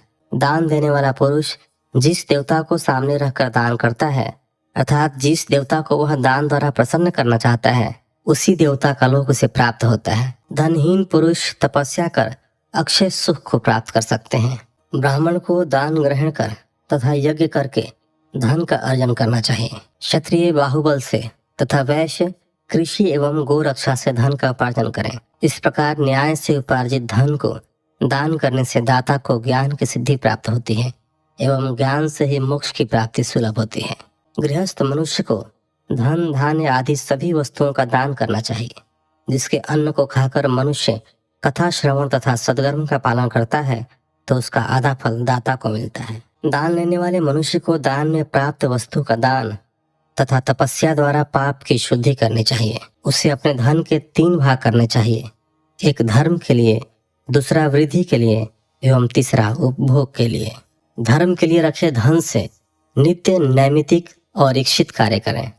वृद्धि के लिए रखे धन से ऐसा व्यापार करें जिससे धन की प्राप्ति हो तथा उपभोग के धन से पवित्र भोग भोगें। खेती से प्राप्त धन का 10वां भाग दान कर दें, इससे पाप की शुद्धि होती है। वृद्धि के लिए किए गए व्यापार से प्राप्त धन का 6वां भाग दान देना चाहिए। विद्वान को चाहिए कि वह दूसरों के दोषों का बखान न करे। ब्राह्मण भी दोषवश दूसरों के सुने या देखे हुए छिद्र को कभी प्रकट न करे। विद्वान पुरुष ऐसी बात न कहें जो समस्त प्राणियों के हृदय में रोष पैदा करने वाली हो। दोनों संध्याओं के समय अग्नि को विधि पूर्वक दी हुई आहुति से संतुष्ट करें। चावल, धान्य, घी, फल, कन्न तथा हविष्य के द्वारा स्थाली पाक बनाएं तथा यथोचित रीति से सूर्य और अग्नि को अर्पित करें। यदि दोनों समय अग्निहोत्र करने में असमर्थ हो तो संध्या के समय जाप और सूर्य की वंदना कर लें। आत्मज्ञान की इच्छा रखने वाले तथा धनी पुरुषों को इसी प्रकार उपासना करनी चाहिए। जो मनुष्य सदा ब्रह्म यज्ञ करते हैं, देवताओं की पूजा, अग्नि पूजा और गुरु पूजा प्रतिदिन करते हैं तथा ब्राह्मणों को भोजन तथा दक्षिणा देते हैं, वे स्वर्गलोक के भागी होते हैं। 14वें अध्याय में अग्नि यज्ञ, देव यज्ञ और ब्रह्म यज्ञ का वर्णन मिलता है। ऋषियों ने कहा, प्रभु अग्नि यज्ञ, देव यज्ञ और ब्रह्म यज्ञ का वर्णन करके हमें कृतार्थ करें। सूत जी बोले, महर्षियों, गृहस्थ पुरुषों के लिए प्रातः और सायंकाल अग्नि में 2 चावल और द्रव्य की आहुति ही अग्नि यज्ञ है। ब्रह्मचारियों के लिए समिधा का देना ही अग्नि यज्ञ है, अर्थात अग्नि में सामग्री की आहुति देना उनके लिए अग्नि यज्ञ है। द्विजों का जब तक विवाह न हो जाए उनके लिए अग्नि में समिधा की आहुति, व्रत तथा जाप करना ही अग्नि यज्ञ है। द्विजों जिसने अग्नि को विसर्जित कर उसे अपनी आत्मा में स्थापित कर लिया है। ऐसे वानप्रस्थियों और सन्यासियों के लिए यही अग्नि यज्ञ है कि वे समय पर हित कर और पवित्र अन्न का भोजन कर लें। ब्राह्मणों, सायंकाल अग्नि के लिए दी आहुति से संपत्ति की प्राप्ति होती है तथा प्रातः काल सूर्य देव को दी आहुति से आयु की वृद्धि होती है। दिन में अग्निदेव सूर्य में ही प्रविष्ट हो जाते हैं, अतः प्रातः काल सूर्य को दी आहुति अग्नि यज्ञ के समान ही होती है। इंद्र आदि समस्त देवताओं को प्राप्त करने के उद्देश्य से जो आहुति अग्नि में दी जाती है वह देव यज्ञ कहलाती है। लौकिक अग्नि में प्रतिष्ठित जो संस्कार निमित्तिक हवन कर्म है वह देव यज्ञ है। देवताओं को प्रसन्न करने के लिए नियम से विधि पूर्वक किया गया यज्ञ ही देव यज्ञ है। वेदों के नित्य अध्ययन और स्वाध्याय को ब्रह्म यज्ञ कहते हैं। मनुष्य को देवताओं की तृप्ति के लिए प्रतिदिन ब्रह्म यज्ञ करना चाहिए। प्रातः काल और सायंकाल को ही इसे किया जा सकता है। अग्नि के बिना देव यज्ञ कैसे होता है, इसे श्रद्धा और आदर से सुनो। सृष्टि के आरंभ में सर्वज्ञ और सर्व समर्थ महादेव शिव जी ने समस्त लोगों के उपकार के लिए वारों की कल्पना की। भगवान शिव संसार रूपी रोग को दूर करने के लिए वैद्य हैं, सबके ज्ञाता तथा समस्त औषधियों के औषध हैं। भगवान शिव ने सबसे पहले अपने वार की रचना की जो आरोग्य प्रदान करने वाला है। तत्पश्चात अपनी माया शक्ति का वार बनाया जो संपत्ति प्रदान करने वाला है। जन्म काल में दुर्गतिग्रस्त बालक की रक्षा के लिए कुमार के वार की कल्पना की। आलस्य और पाप की निवृत्ति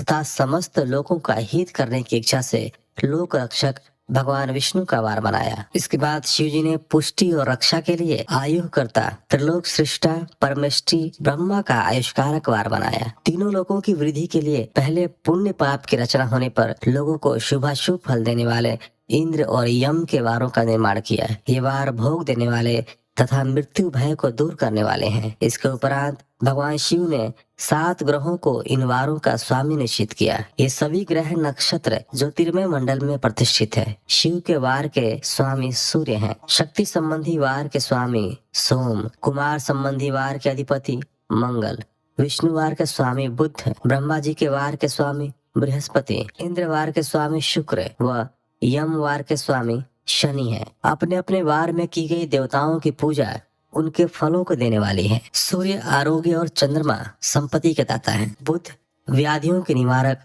तथा बुद्धि प्रदाता है। बृहस्पति आयु की वृद्धि करते हैं। शुक्र भोग देते हैं और शनि मृत्यु का निवारण करते हैं। इन 7 वारों के फल उनके देवताओं के पूजन से प्राप्त होते हैं। अन्य देवताओं की पूजा का फल भी भगवान शिव ही देते हैं। देवताओं की प्रसन्नता के लिए पूजा की 5 पद्धतियां हैं। पहले उन देवताओं के मंत्रों का जाप, दूसरा होम, तीसरा दान, चौथा तप तथा 5वां वेदी पर प्रतिमा में अग्नि अथवा ब्राह्मण के शरीर में विशिष्ट देव की भावना करके 16 उपचारों से पूजा तथा आराधना करना। दोनों नेत्रों तथा मस्तक के रोग में और कुष्ठ रोग की शांति के लिए भगवान सूर्य की पूजा करके ब्राह्मणों को भोजन कराएं। इससे यदि प्रबल प्रारब्ध का निर्माण हो जाए तो जरा एवं रोगों का नाश हो जाता है। इष्ट देव के नाम मंत्रों का जाप वार के अनुसार फल देते हैं। रविवार को सूर्य देव व अन्य देवताओं के लिए तथा अन्य ब्राह्मणों के लिए विशिष्ट वस्तु अर्पित करें। यह साधन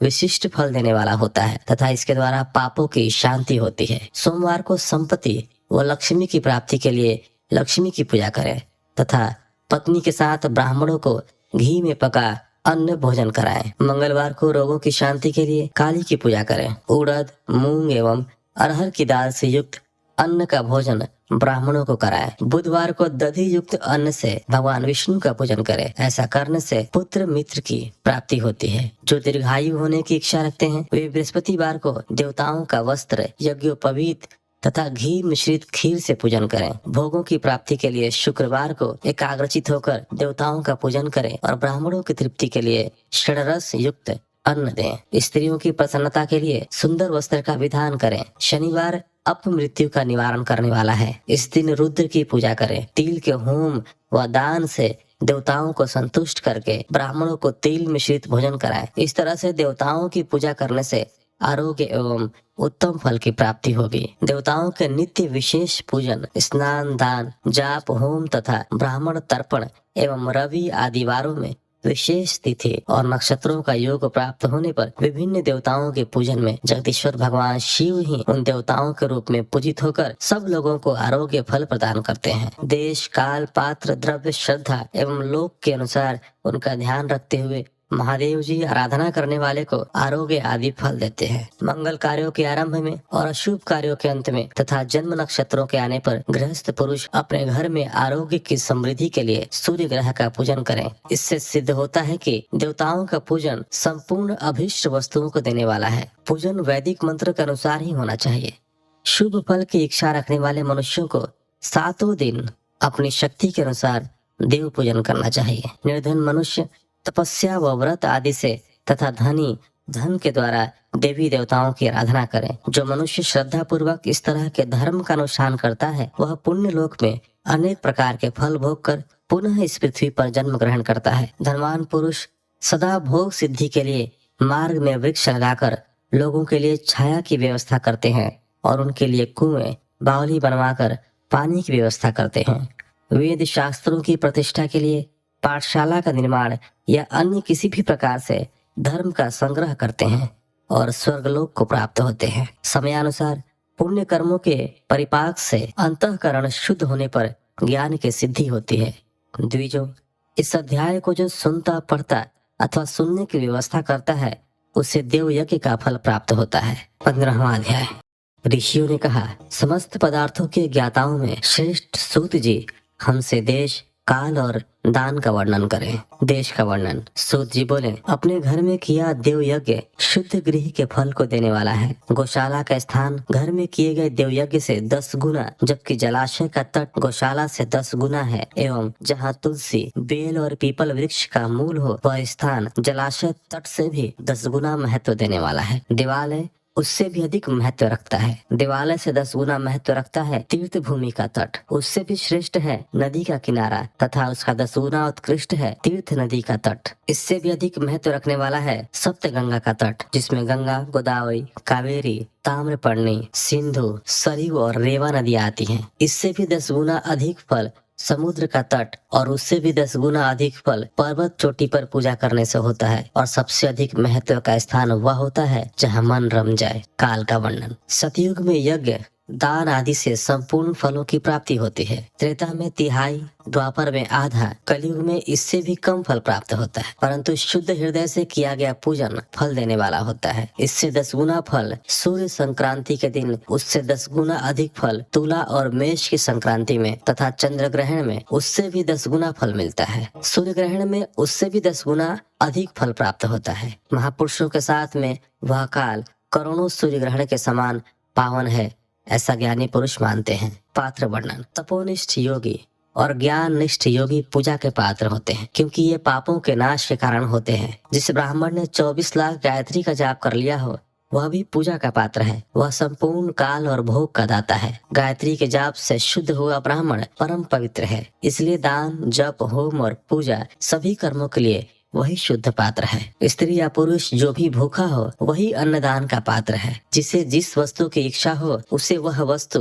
बिना मांगे ही दे दी जाए तो दाता को उस दान का पूरा फल प्राप्त होता है। याचना करने के बाद दिया गया दान आधा ही फल देता है। सेवक को दिया दान चौथाई फल देने वाला होता है। दीन ब्राह्मण को दिए गए धन का दान दाता को इस भूतल पर 10 वर्षों तक भोग प्रदान करने वाला है। वेद वेता को दान देने पर वह स्वर्गलोक में देवताओं के वर्ष से 10 वर्षों तक दिव्य भोग देने वाला है। गुरु दक्षिणा में प्राप्त धन शुद्ध द्रव्य कहलाता है। इसका दान संपूर्ण फल देने वाला है। क्षत्रियों का शौर्य से कमाया हुआ, वैश्यों का व्यापार से आया हुआ और शूद्रों का सेवा वृत्ति से प्राप्त किया धन उत्तम द्रव्य है। दान का वर्णन। गौ, भूमि, तिल, स्वर्ण, घी, वस्त्र, धान, गुड़, चांदी, नमक, कोहड़ा और कन्या नामक 12 वस्तुओं का दान करना चाहिए। गोदान से सभी पापों का निवारण होता है और पुण्य कर्मों की पुष्टि होती है। भूमि का दान परलोक में आश्रय देने वाला होता है। तिल का दान बल देने वाला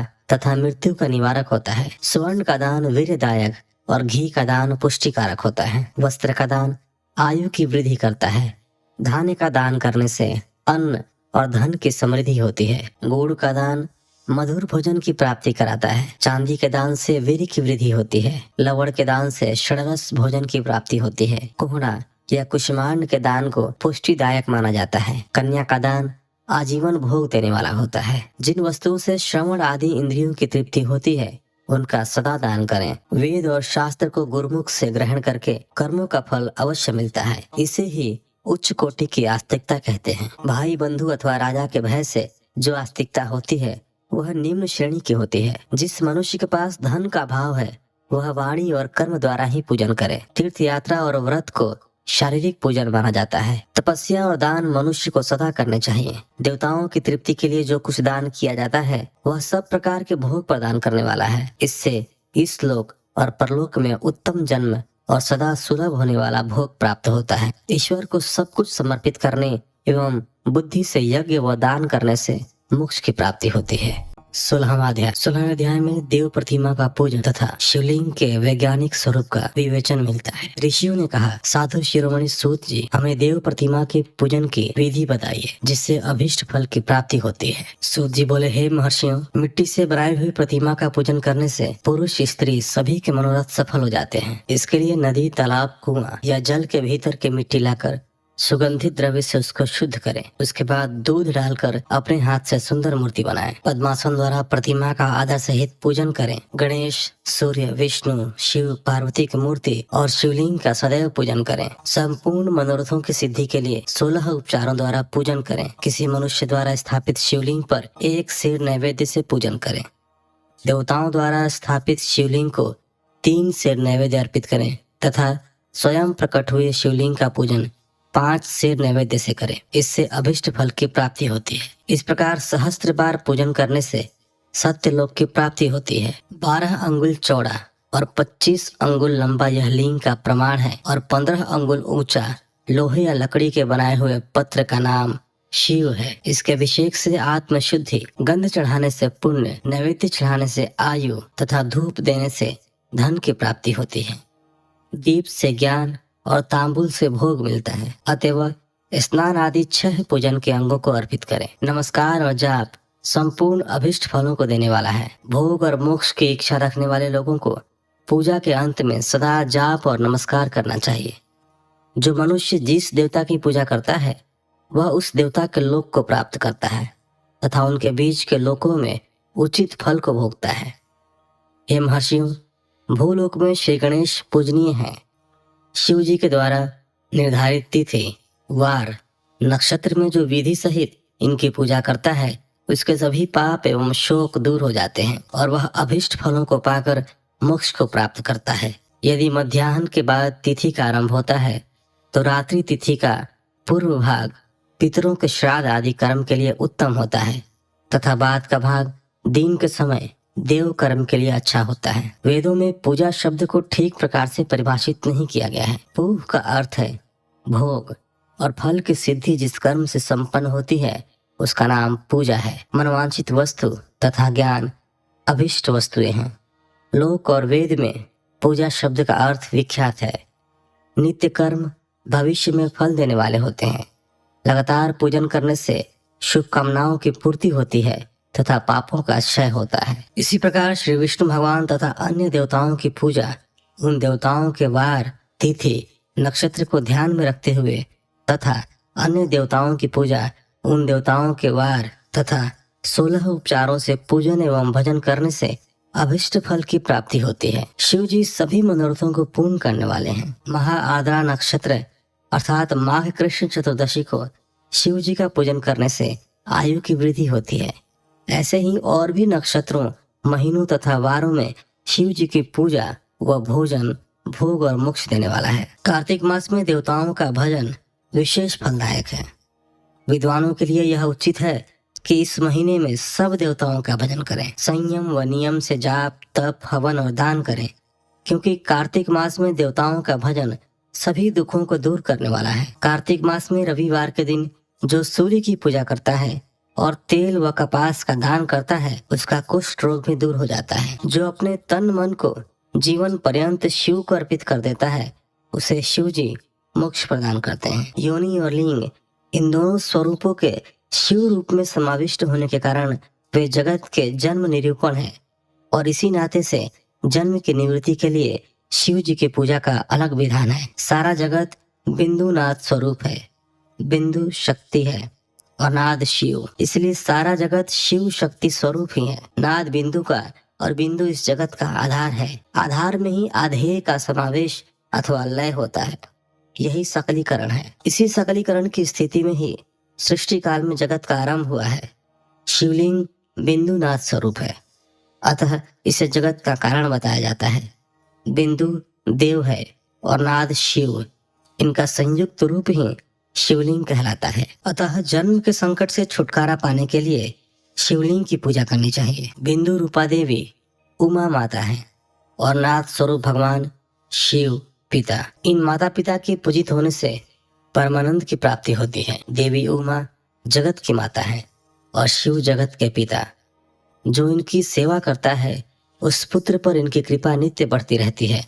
वह पूजक पर कृपा कर उसे अपना आंतरिक ऐश्वर्य प्रदान करते हैं। अतः शिवलिंग को माता पिता का स्वरूप मानकर पूजा करने से आंतरिक आनंद की प्राप्ति होती है। भर्ग यानी कि शिव पुरुष रूप है और भर्गा यानी कि शक्ति प्रकृति कहलाती है।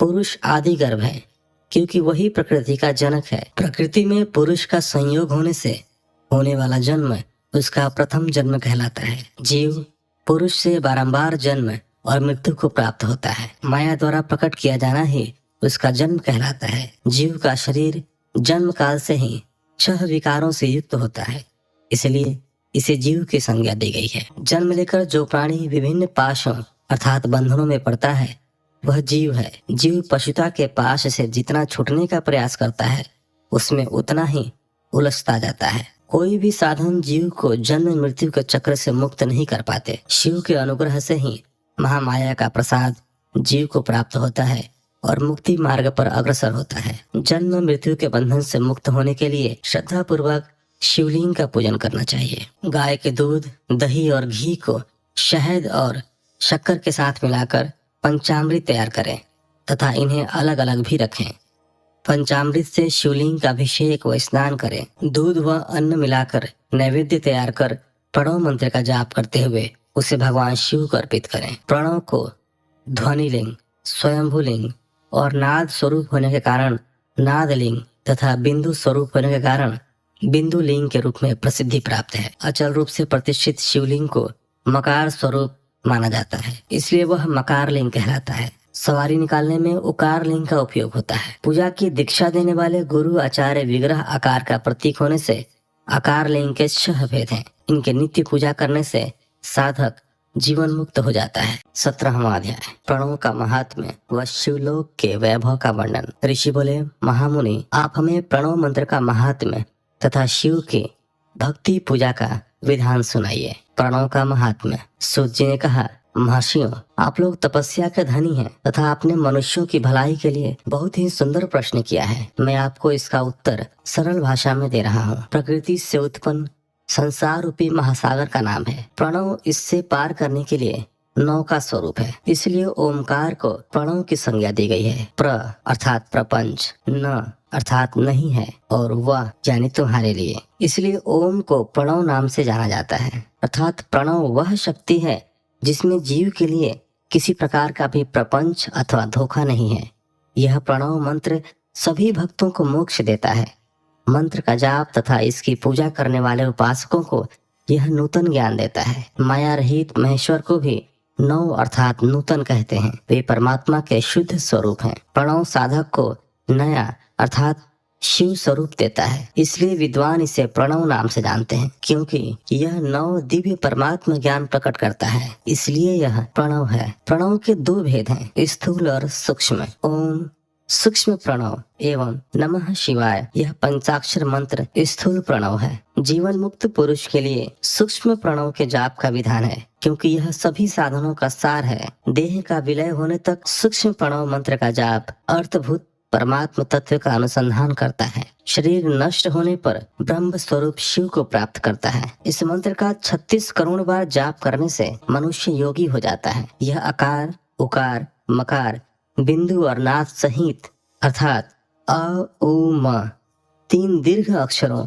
और मात्राओं सहित प्रणव होता है, जो योगियों के हृदय में निवास करता है। यही सब पापों का नाश करने वाला है। अशिव है, उस शक्ति और मकार इनकी एकता है। पृथ्वी, जल, तेज, वायु और आकाश, 5 भूत तथा शब्द, स्पर्श आदि 5 विषय, कुल मिलाकर 10 वस्तुएं मनुष्यों की कामना के विषय हैं। इनकी आशा मन में लेकर जो कर्मों का अनुष्ठान करते हैं वे प्रवृत्ति मार्गी कहलाते हैं, तथा जो निष्काम भाव से शास्त्रों के अनुसार कर्मों का अनुष्ठान करते हैं वे निवृत्त मार्गी हैं। वेद के आरंभ में तथा दोनों समय की संध्या वंदना के समय सबसे पहले उकार का प्रयोग करना चाहिए। प्रणव के 9 करोड़ जाप से पुरुष शुद्ध हो जाता है, फिर 9 करोड़ जाप से पृथ्वी के, फिर इतने ही जाप से तेज के, फिर 9 करोड़ जाप से वायु के और फिर 9 करोड़ जाप से गंध की सिद्धि होती है। ब्राह्मण सहस्त्र ओमकार मंत्रों का रोजाना जाप करने से प्रबुद्ध व शुद्ध योगी हो जाता है। फिर जितेंद्रिय होकर 5 करोड़ का जाप करता है तथा शिवलोक को प्राप्त होता है। क्रिया, तप और जाप के योग से शिव योगी 3 प्रकार के होते हैं। धन और वैभव से पूजा सामग्री एकत्र कर अंगों से नमस्कार आदि करते हुए इष्ट देव की प्राप्ति के लिए जो पूजा में लगा रहता है वह क्रिया योगी कहलाता है। पूजा में संलग्न रहकर जो परिमित भोजन करता है एवं बाह्य इंद्रियों को जीत कर वश में करता है उसे तपोयोगी कहते हैं। सभी सद्गुणों से युक्त होकर सदा शुद्ध भाव से समस्त कार्य कर शांत हृदय से निरंतर जो जाप करता है वह जप योगी कहलाता है। जो मनुष्य 16 उपचारों से शिव योगी महात्माओं की पूजा करता है वह शुद्ध होकर मुक्ति को प्राप्त करता है। जप योग का वर्णन। ऋषियों, अब मैं तुमसे जप योग का वर्णन करता हूँ। सर्वप्रथम मनुष्य को अपने मन को शुद्ध कर पंचाक्षर मंत्र नमः शिवाय का जाप करना चाहिए। यह मंत्र संपूर्ण सिद्धियां प्रदान करता है। इस पंचाक्षर मंत्र के आरंभ में ओमकार का जाप करना चाहिए। गुरु के मुख से पंचाक्षर मंत्र का उपदेश पाकर कृष्ण पक्ष प्रतिपदा से लेकर चतुर्दशी तक साधक रोज एक बार परिमित भोजन कर मौन रहे, इंद्रियों को वश में रखे, माता पिता की सेवा करे, नियम से 1 सहस्त्र पंचाक्षर मंत्र का जाप करे, तभी उसका जप योग शुद्ध होता है। भगवान शिव का निरंतर चिंतन करते हुए पंचाक्षर मंत्र का 5 लाख जाप करें। जप काल में शिव जी के कल्याण में स्वरूप का ध्यान करें। ऐसा ध्यान करें कि भगवान शिव कमल के आसन पर विराजमान हैं। उनका मस्तक गंगा जी और चंद्रमा की कला से सुशोभित है। उनकी बाईं ओर भगवती उमा विराजमान है। अनेक शिवगण वहां खड़े होकर उनकी अनुपम छवि को निहार रहे हैं। मन में सदा शिव का बारंबार स्मरण करते हुए सूर्य मंडल से पहले उनकी मानसिक पूजा करें।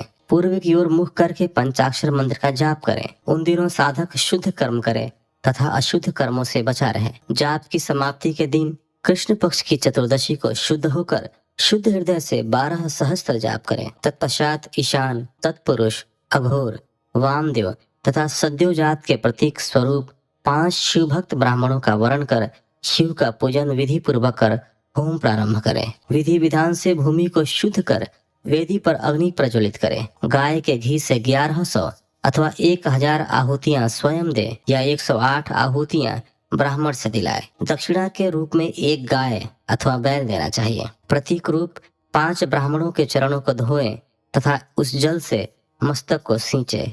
ऐसा करने से अगणित तीर्थों में तत्काल स्नान का फल प्राप्त होता है। इसके उपरांत ब्राह्मणों को भरपूर भोजन कराकर देवेश्वर शिव से प्रार्थना करें। फिर 5 लाख जाप करने से समस्त पापों का नाश हो जाता है।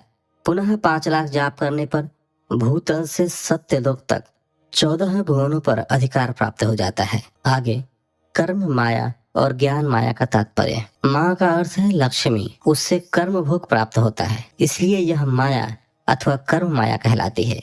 इसी से ज्ञान भोग की प्राप्ति होती है, इसलिए उसे माया या ज्ञान माया भी कहा गया है। उपर्युक्त सीमा से नीचे नश्वर भोग है और ऊपर नित्य भोग। नश्वर भोग में जीव सकाम कर्मों का अनुसरण करता हुआ विभिन्न योनियों व लोकों के चक्कर काटता है। बिंदु पूजा में तत्पर रहने वाले उपासक नीचे के लोकों में घूमते हैं। निष्काम भाव से शिवलिंग की पूजा करने वाले ऊपर के लोक में जाते हैं। नीचे कर्म लोक है और यहाँ सांसारिक जीव रहते हैं। ऊपर ज्ञान लोक है जिसमें मुक्त पुरुष रहते हैं और आध्यात्मिक उपासना करते हैं। आगे शिवलोक के वैभव का वर्णन। जो मनुष्य सत्य अहिंसा से भगवान शिव की पूजा में तत्पर रहते हैं काल चक्र को पार कर जाते हैं। काल चक्रेश्वर की सीमा तक महेश्वर लोक है। उससे ऊपर वृषभ के आकार में धर्म की स्थिति है। उसका सत्य, शौच, अहिंसा और दया 4 पाद हैं। वह साक्षात शिवलोक के द्वार पर खड़ा है। क्षमा उसके सींग है, शम कान है। वह वेद ध्वनि रूपी शब्द से विभूषित है। भक्ति उसके नेत्र, वह विश्वास और बुद्धि मन है। क्रिया आदि धर्म रूपी वृषभ है जिस पर शिव आरूढ़ होते हैं। ब्रह्मा, विष्णु और महेश की आयु को दीन कहते हैं। कारण स्वरूप ब्रह्मा के सत्यलोक पर्यंत 14 लोक स्थित हैं जो 5 भौतिक गंध से परे हैं। उनसे ऊपर कारण रूप विष्णु के 14 लोक हैं। कारण स्वरूप ब्रह्मा के सत्यलोक पर्यंत 14 लोक स्थित हैं जो 5 भौतिक गंध से परे हैं। उनसे ऊपर कारण रूप विष्णु के 14 लोक हैं तथा इससे ऊपर कारण रूपी रुद्र के 28 लोकों की स्थिति है। फिर कारणेश शिव के 56 लोक विद्यमान हैं। सबसे ऊपर 5 आवरणों से युक्त ज्ञानमय कैलाश है जहाँ 5 मंडलों, 5 ब्रह्मकालों और आदि शक्ति से संयुक्त आदि लिंग है जिसे शिवालय कहा जाता है। वहीं पराशक्ति से युक्त परमेश्वर शिव निवास करते हैं। वे सृष्टि, पालन, संहार, तिरोभाव और अनुग्रह आदि कार्यों में कुशल हैं। नित्य कर्मों द्वारा देवताओं का पूजन करने से शिव तत्व का साक्षात्कार होता है। जिन पर शिव की कृपा दृष्टि पड़ चुकी है वे सब मुक्त हो जाते हैं। अपनी आत्मा में आनंद का अनुभव करना ही मुक्ति का साधन है। जो पुरुष क्रिया, तप, जाप, ज्ञान और ध्यान रूपी धर्मों से शिव का साक्षात्कार करके मोक्ष को प्राप्त कर लेता है उसके अज्ञान को भगवान शिव दूर कर देते हैं। आगे शिव भक्ति का सत्कार। साधक 5 लाख जाप करने के पश्चात भगवान शिव की प्रसन्नता के लिए महाभिषेक एवं नैवेद्य से शिव भक्तों का पूजन करे। भक्त की पूजा से भगवान शिव बहुत प्रसन्न होते हैं। शिव भक्त का शरीर शिव रूप ही है। जो शिव के भक्त हैं और वेद की सारी क्रियाओं को जानते हैं वे जितना अधिक शिव मंत्र का जाप करते हैं उतना ही शिव का सामीप्य बढ़ता है। शिव भक्त स्त्री का रूप पार्वती देवी का है तथा मंत्रों का जाप करने से देवी का सानिध्य प्राप्त हो जाता है। साधक स्वयं शिव रूप होकर पराशक्ति अर्थात पार्वती का पूजन शक्ति, बेर तथा लिंग का चित्र बनाकर अथवा मिट्टी से इनकी आकृति का निर्माण करके प्राण प्रतिष्ठा कर इसका पूजन करें। शिवलिंग को शिव मानकर अपने को शक्ति रूप समझकर शक्ति लिंग को देवी मानकर पूजन करें। शिव भक्त शिव मंत्र रूप होने के कारण शिव के स्वरूप है। जो 16 उपचारों से उनकी पूजा करता है उसे अभिष्ट फलों की प्राप्ति होती है। उपासना के उपरांत शिव भक्त की सेवा से विद्वानों पर शिव जी प्रसन्न होते हैं। 5, 10 या 100 सप्तनिक शिव भक्तों को बुलाकर आदर पूर्वक भोजन कराएं। शिव भावना रखते हुए निष्कपट पूजा करने से भूतल पर फिर जन्म नहीं होता। अध्याय 18 में है बंधन और मोक्ष का विवेचन तथा शिव के भस्म धारण का रहस्य। ऋषि बोले, सर्वज्ञों में श्रेष्ठ सूत जी, बंधन और मोक्ष क्या है? कृपया हम पर कृपा कर हमें बताएं। सूत जी ने कहा, महर्षियों, मैं बंधन और मोक्ष के स्वरूप व उपाय का वर्णन तुम्हारे लिए कर रहा हूँ। पृथ्वी के 8 बंधनों के कारण ही आत्मा की जीव संज्ञा है, अर्थात बंधनों में बंधा हुआ जीव बद्ध कहलाता है और जो उन बंधनों से छूटा हुआ है उसे मुक्त कहते हैं। प्रकृति, बुद्धि, त्रिगुणात्मक अहंकार और 5 तन्मात्राएं आदि 8 तत्वों के समूह से देह की उत्पत्ति हुई है। देह से कर्म होता है और फिर कर्म से नूतन देह की उत्पत्ति होती है। शरीर को स्थूल, सूक्ष्म और कारण के भेद से जानना चाहिए। स्थूल शरीर व्यापार कराने वाला, सूक्ष्म शरीर इंद्रिय भोग प्रदान करने वाला तथा शरीर को आत्मानंद की अनुभूति कराने वाला होता है। कर्मों के द्वारा ही जीव पाप और पुण्य भोगता है। इन्हीं से सुख दुख की प्राप्ति होती है। अतः कर्म पाश में बंधकर जीव शुभाशुभ कर्मों द्वारा चक्र की भांति घुमाया जाता है। इससे छुटकारा पाने के लिए महाचक्र के कर्ता भगवान शिव की स्तुति और आराधना करनी चाहिए। शिव ही सर्वज्ञ,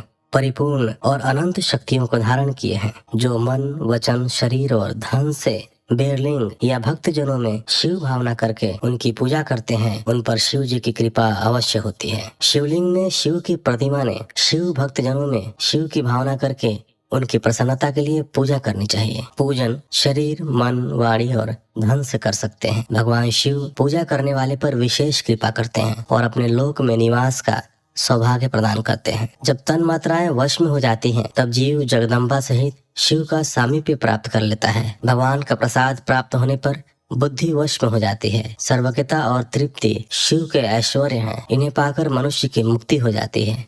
इसलिए शिव का कृपा प्रसाद प्राप्त करने के लिए उन्हीं का पूजन करना चाहिए। शिव क्रिया, शिव तप, शिव मंत्र जाप, शिव ज्ञान और शिव ध्यान प्रतिदिन प्रातः से रात को सोते समय तक, जन्म से मृत्यु तक करना चाहिए एवं मंत्रों और विभिन्न पुष्पों से शिव की पूजा करनी चाहिए। ऐसा करने से भगवान शिव का लोक प्राप्त होता है। ऋषि बोले, उत्तम व्रत का पालन करने वाले सूत जी, शिवलिंग की पूजा कैसे करनी चाहिए, कृपया हमें बताइए। सूत जी ने कहा, ब्राह्मणों, सभी कामनाओं को पूर्ण करने वाले लिंग के स्वरूप को मैं तुमसे वर्णन कर रहा हूँ। सूक्ष्म लिंग निष्कल होता है और स्थूल लिंग सकल। पंचाक्षर मंत्र को स्थूल लिंग कहते हैं। दोनों ही लिंग साक्षात मोक्ष देने वाले हैं। प्रकृति एवं पौरुष लिंग के रूपों के बारे में एकमात्र भगवान शिव ही जानते हैं और कोई नहीं जानता। पृथ्वी पर 5 लिंग हैं, जिनका विवरण मैं तुम्हें सुनाता हूँ। पहला स्वयंभू शिवलिंग, दूसरा बिंदु लिंग, तीसरा प्रतिष्ठित लिंग, चौथा चर लिंग और 5वां गुरु लिंग है। देवर्षियों की तपस्या से संतुष्ट हो उनके समीप प्रकट होने के लिए पृथ्वी के अंतर्गत बीज रूप में व्याप्त हुए भगवान शिव वृक्षों के अंकुर की भांति भूमि को भेद कर नादलिंग के रूप में व्यक्त हो जाते हैं। स्वतः प्रकट होने के कारण ही इसका नाम स्वयंभू लिंग है। इसकी आराधना करने से ज्ञान की वृद्धि होती है।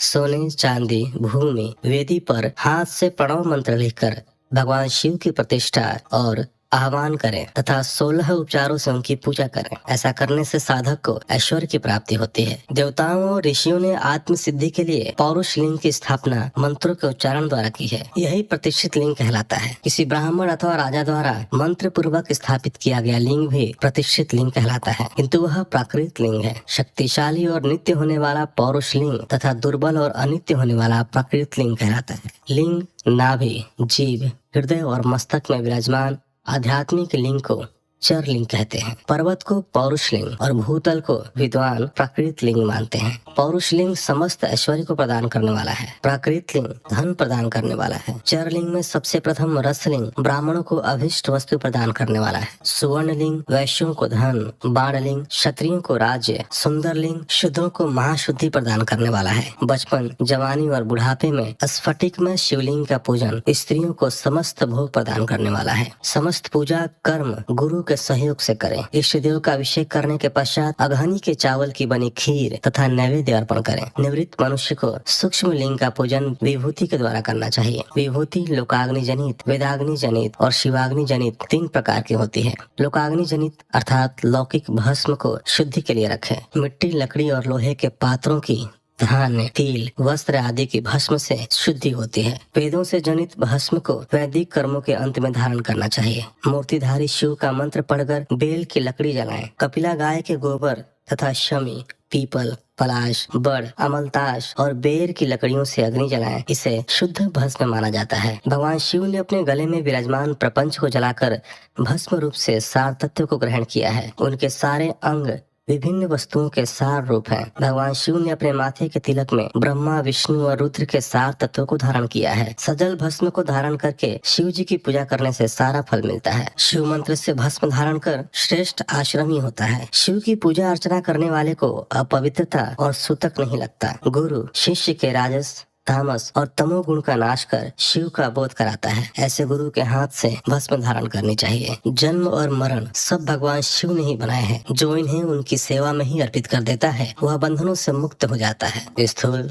सूक्ष्म और कारण को वश में कर लेने से मोक्ष प्राप्त होता है। जो शिव की पूजा में तत्पर हो, मौन रहे, सत्य तथा गुणों से युक्त हो, क्रिया जाप तप करता रहे, उसे दिव्य ऐश्वर्य की प्राप्ति होती है तथा ज्ञान का उदय होता है। शिव भक्त यथायोग्य क्रिया एवं अनुष्ठान करे तथा धन का उपयोग कर शिव स्थान में निवास करे। भगवान शिव के महात्म्य का सभी के सामने प्रचार करे। शिव मंत्र के रहस्य को उनके अलावा कोई नहीं जानता है, इसलिए शिवलिंग का नित्य पूजन करें। 19वां अध्याय पूजा का भेद। 19वें अध्याय में पूजा के भेद के बारे में बताया गया है। ऋषि बोले, हे सूत जी, आप हम पर कृपा करके पार्थिव महेश्वर की महिमा का वर्णन जो आपने वेद व्यास जी से सुना है सुनाइए। सूत जी बोले, हे ऋषियों, मैं भोग और मोक्ष देने वाली पार्थिव पूजा पद्धति का वर्णन कर रहा हूँ। पार्थिव लिंग सभी लिंगों में सर्वश्रेष्ठ है। इसके पूजन से मनवांछित फलों की प्राप्ति होती है। अनेक देवता, दैत्य, मनुष्य, गंधर्व, सर्प एवं राक्षस शिवलिंग की उपासना से अनेक सिद्धियां प्राप्त कर चुके हैं। जिस प्रकार सतयुग में रत्न का, त्रेता में स्वर्ण का व द्वापर में पारे का महत्व है, उसी प्रकार कलयुग में पार्थिव लिंग अति महत्वपूर्ण है। शिव मूर्ति का पूजन तप से भी अधिक फल प्रदान करता है। जिस प्रकार गंगा नदी सभी नदियों में श्रेष्ठ एवं पवित्र मानी जाती है, उसी प्रकार पार्थिव लिंग सभी लिंगों में सर्वश्रेष्ठ है। जैसे सब व्रतों में शिवरात्रि का व्रत श्रेष्ठ है,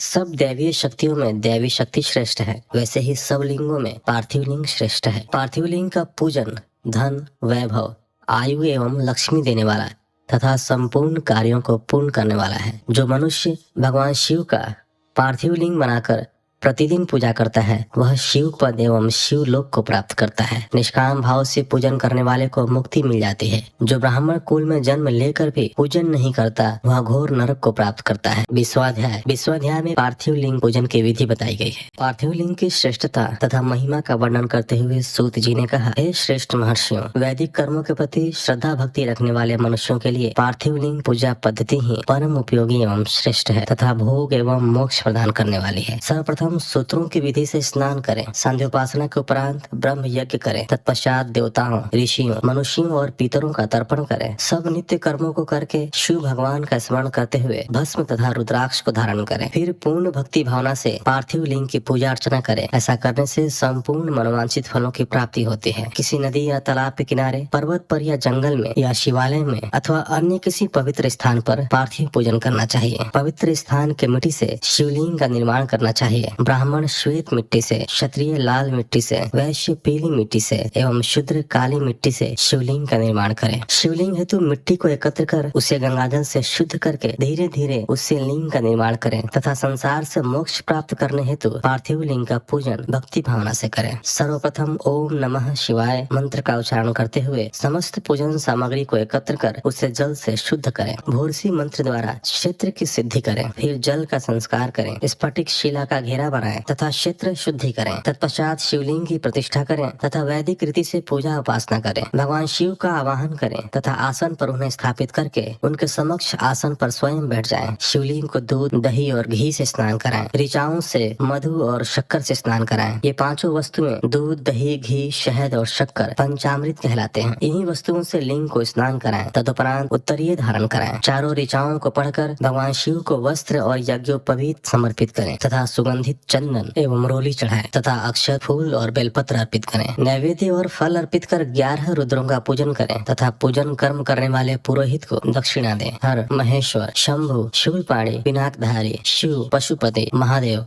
गिरिजापति आदि नामों से पार्थिव लिंग का पूजन करें तथा आरती करें। शिवलिंग की परिक्रमा करें तथा भगवान शिव को साष्टांग प्रणाम करें। पंचाक्षर मंत्र तथा 16 उपचारों से विधिवत पूजन करें। इस प्रकार पूजन करते हुए भगवान शिव से इस प्रकार प्रार्थना करें, सबको सुख समृद्धि प्रदान करने वाले हे कृपा निधान भूतनाथ शिव, आप मेरे प्राणों में बसते हैं। आपके गुण ही मेरे प्राण है। आप मेरे सब कुछ हैं। मेरा मन सदा आपका ही चिंतन करता है। हे प्रभु, यदि मैंने कभी भूलवश अथवा जानबूझकर भक्ति पूर्वक आपका पूजन किया हो तो वह सफल हो जाए। मैं महापापी हूँ, पतित हूँ, जबकि आप पतित पावन हैं। हे महादेव सदाशिव, आप वेदों, पुराणों और शास्त्रों के सिद्धांतों के परम ज्ञाता हैं। अब तक कोई भी आपको पूर्ण रूप से नहीं जानता है, फिर भला मुझ जैसा पापी मनुष्य आपको कैसे जान सकता है। हे महेश्वर, मैं पूर्ण रूप से आपके अधीन हूँ। हे प्रभु, कृपा कर मुझ पर प्रसन्न होइए और मेरी रक्षा कीजिए। इस प्रकार प्रार्थना करने के बाद भगवान शिव को फूल व अक्षत चढ़ाकर प्रणाम कर आदर पूर्वक विसर्जन करें। हे मुनियों, इस प्रकार की गई भगवान शिव की पूजा भोग और मोक्ष प्रदान करने वाली एवं भक्ति भाव बढ़ाने वाली है।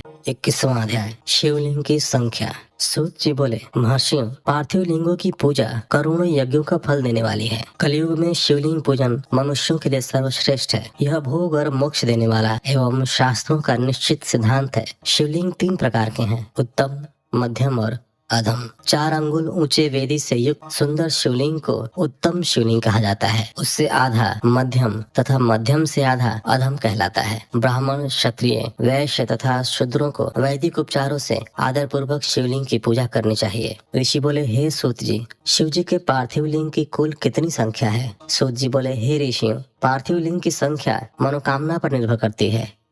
बुद्धि की प्राप्ति के लिए सद्भावना पूर्वक 1000 पार्थिव शिवलिंग का पूजन करें। धन की प्राप्ति के इच्छुक 1500 शिवलिंगों का तथा वस्त्र प्राप्ति हेतु 500 शिवलिंगों का पूजन करें।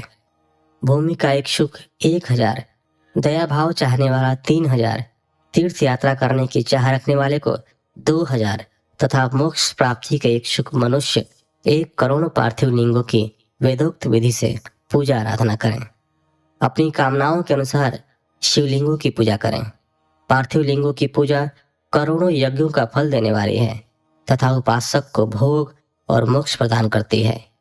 इसके समान कोई और श्रेष्ठ नहीं है, अर्थात यह सर्वश्रेष्ठ है। शिवलिंग की नियमित पूजा अर्चना से मनुष्य सभी विपत्तियों से मुक्त हो जाता है। शिवलिंग का नियमित पूजन भवसागर से तरने का सबसे सरल तथा उत्तम उपाय है। हर रोज लिंग का पूजन वेदोक्त विधि से करना चाहिए। भगवान शंकर का नैवेद्यांत पूजन करना चाहिए। भगवान शंकर की 8 मूर्तियां पृथ्वी, जल, अग्नि, वायु, आकाश, सूर्य, चंद्रमा तथा यजमान है। इसके अतिरिक्त शिव, भव, रुद्र, उग्र, भीम, ईश्वर, महादेव तथा पशुपति नामों का भी पूजन करें। अक्षत, चंदन और बेलपत्र लेकर भक्ति पूर्वक शिव जी का पूजन करें तथा उनके परिवार, जिसमें ईशान, नंदी, चंड, महाकाल, भृंगी, वृष, स्कंद, कपर्देश्वर, शुक्र तथा सोम है, इन सभी का 10 दिशाओं में पूजन करें। शिव जी के वीरभद्र और कीर्तिमुख के पूजन के पश्चात 11 रुद्रों की पूजा करें। पंचाक्षर मंत्र का जाप करें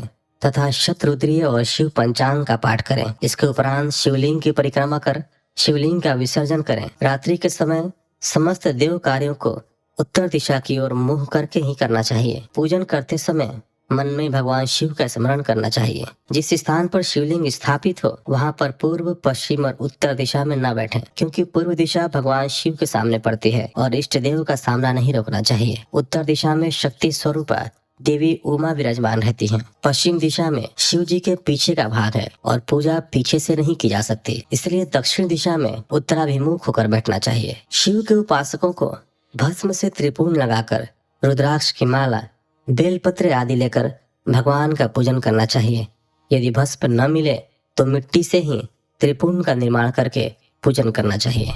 22वें अध्याय में शिव नैवेद्य और बिल्वपत्र के महात्म्य के बारे में बताया गया है। ऋषि बोले, हे सूत जी, हमने पूर्व में सुना है कि शिव का नैवेद्य ग्रहण नहीं करना चाहिए। इस संबंध में शास्त्र क्या कहते हैं, इसके बारे में बताइए तथा बिल्व के महात्म्य को भी स्पष्ट कीजिए। सूत जी ने कहा, हे मुनियों, आप सभी शिव व्रत का पालन करने वाले हैं, इसलिए मैं आपको प्रसन्नता पूर्वक सारी बातें बता रहा हूँ। आप ध्यान पूर्वक सुने। भगवान शिव के भक्त को जो उत्तम व्रत का पालन करता है तथा बाहर भीतर से पवित्र व शुद्ध है, अर्थात निष्काम भावना से भगवान शंकर की पूजा अर्चना करता है, शिव नैवेद्य का अवश्य भक्षण करना चाहिए, क्योंकि नैवेद्य को देख लेने से ही सारे पाप दूर हो जाते हैं। उसको ग्रहण करने से बहुत से पुण्यों का फल मिलता है। नैवेद्य को खाने से हजारों और अरबों यज्ञों का पुण्य अंदर आ जाता है। जिसके घर में शिव जी के नैवेद्य का प्रचार होता है उसका घर तो पवित्र है ही, बल्कि वह साथ के अन्य घरों को भी पवित्र कर देता है। इसलिए सिर झुकाकर प्रसन्नता पूर्वक एवं भक्ति भावना से इसे ग्रहण करें और इसे खा लें। जो मनुष्य इसे ग्रहण करने या लेने में विलंब करता है वह पाप का भागी होता है। शिव की दीक्षा से युक्त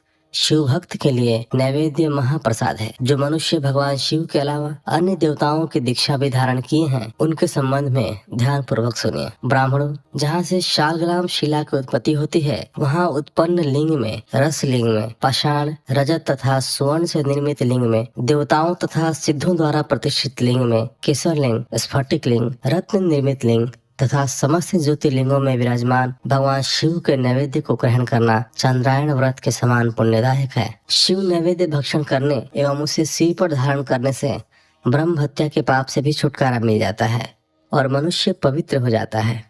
परंतु जहाँ चंडालों का अधिकार हो वहाँ का महाप्रसाद भक्ति पूर्वक भक्षण नहीं करना चाहिए। बाणलिंग, लौह निर्मित लिंग, सिद्ध लिंग, उपासना से प्राप्त अर्थात सिद्धों द्वारा स्थापित लिंग, स्वयंभू लिंग एवं मूर्तियों का जहाँ पर चंड का अधिकार नहीं है, जो मनुष्य भक्ति पूर्वक स्नान कराकर उस जल का 3 बार आचमन करता है उसके सभी कायिक, वाचिक और मानसिक पाप नष्ट हो जाते हैं। जो वस्तु भगवान शिव को अर्पित की जाती है वह अत्यंत पवित्र मानी जाती है। हे ऋषियों, बिल्व अर्थात बेल का वृक्ष महादेव का रूप है। देवताओं द्वारा इसकी स्तुति की गई है। तीनों लोकों में स्थित सभी तीर्थ बिल्व में ही निवास करते हैं, क्योंकि इसकी जड़ में लिंग रूपी महादेव जी का वास होता है। जो इसकी पूजा करता है वह निश्चय ही शिव पद प्राप्त करता है। जो मनुष्य बिल्व की जड़ के पास अपने मस्तक को जल से सींचता है, उसे संपूर्ण तीर्थ स्थलों पर स्नान का फल प्राप्त होता है। बिल्व की जड़ों को पूरा पानी से भरा देखकर भगवान शिव संतुष्ट एवं प्रसन्न होते हैं। जो मनुष्य बिल्व की जड़ों अर्थात मूल भाग का गंध, पुष्प इत्यादि से पूजन करता है, वह सीधा शिवलोक जाता है। उसे संतान और सुख की प्राप्ति होती है। भक्ति पूर्वक पवित्र मन से बिल्व की जड़ में दीपक जलाने वाला मनुष्य सब पापों से छूट जाता है। इस वृक्ष के नीचे जो मनुष्य एक शिवभक्त ब्राह्मण को भोजन कराता है, उसे 1 करोड़ ब्राह्मणों को भोजन कराने का फल मिलता है। इस वृक्ष के नीचे दूध घी में पके अन्न का दान देने से दरिद्रता दूर हो जाती है। हे ऋषियों, प्रवृत्ति और निवृत्ति के 2 मार्ग हैं। प्रवृत्ति के मार्ग में पूजा पाठ करने से मनोरथ पूर्ण हो जाते हैं। यह संपूर्ण अभिष्ट फल प्रदान करता है। किसी सुपात्र गुरु द्वारा विधि विधान से पूजन कराएं। अभिषेक के बाद अगहनी चावल से बना नैवेद्य अर्पण करें। पूजा के अंत में शिवलिंग को संपुट में विराजमान कर घर में शुद्ध स्थान पर रखते हैं। निवृत्ति मार्गी उपासकों को हाथ में ही पूजन करना चाहिए। भिक्षा में प्राप्त भोजन को ही नैवेद्य के रूप में अर्पित करें। निवृत्ति पुरुषों के लिए सूक्ष्म लिंग ही श्रेष्ठ है। विभूति से पूजन करें तथा विभूति को ही निवेदित करें। पूजा करने के उपरांत लिंग को मस्तक पर धारण करें। 23वां अध्याय, शिव नाम की महिमा। ऋषि बोले, हे व्यास शिष्य सूत जी, आपको नमस्कार है। हम पर कृपा कर हमें परम उत्तम रुद्राक्ष तथा शिव नाम की महिमा का महात्म्य सुनाइए। सूत जी बोले, हे ऋषियों, आपने बहुत ही उत्तम तथा समस्त लोगों के हित की बात पूछी है। भगवान शिव की उपासना करने वाले मनुष्य धन्य हैं। उनका मनुष्य होना सफल हो गया।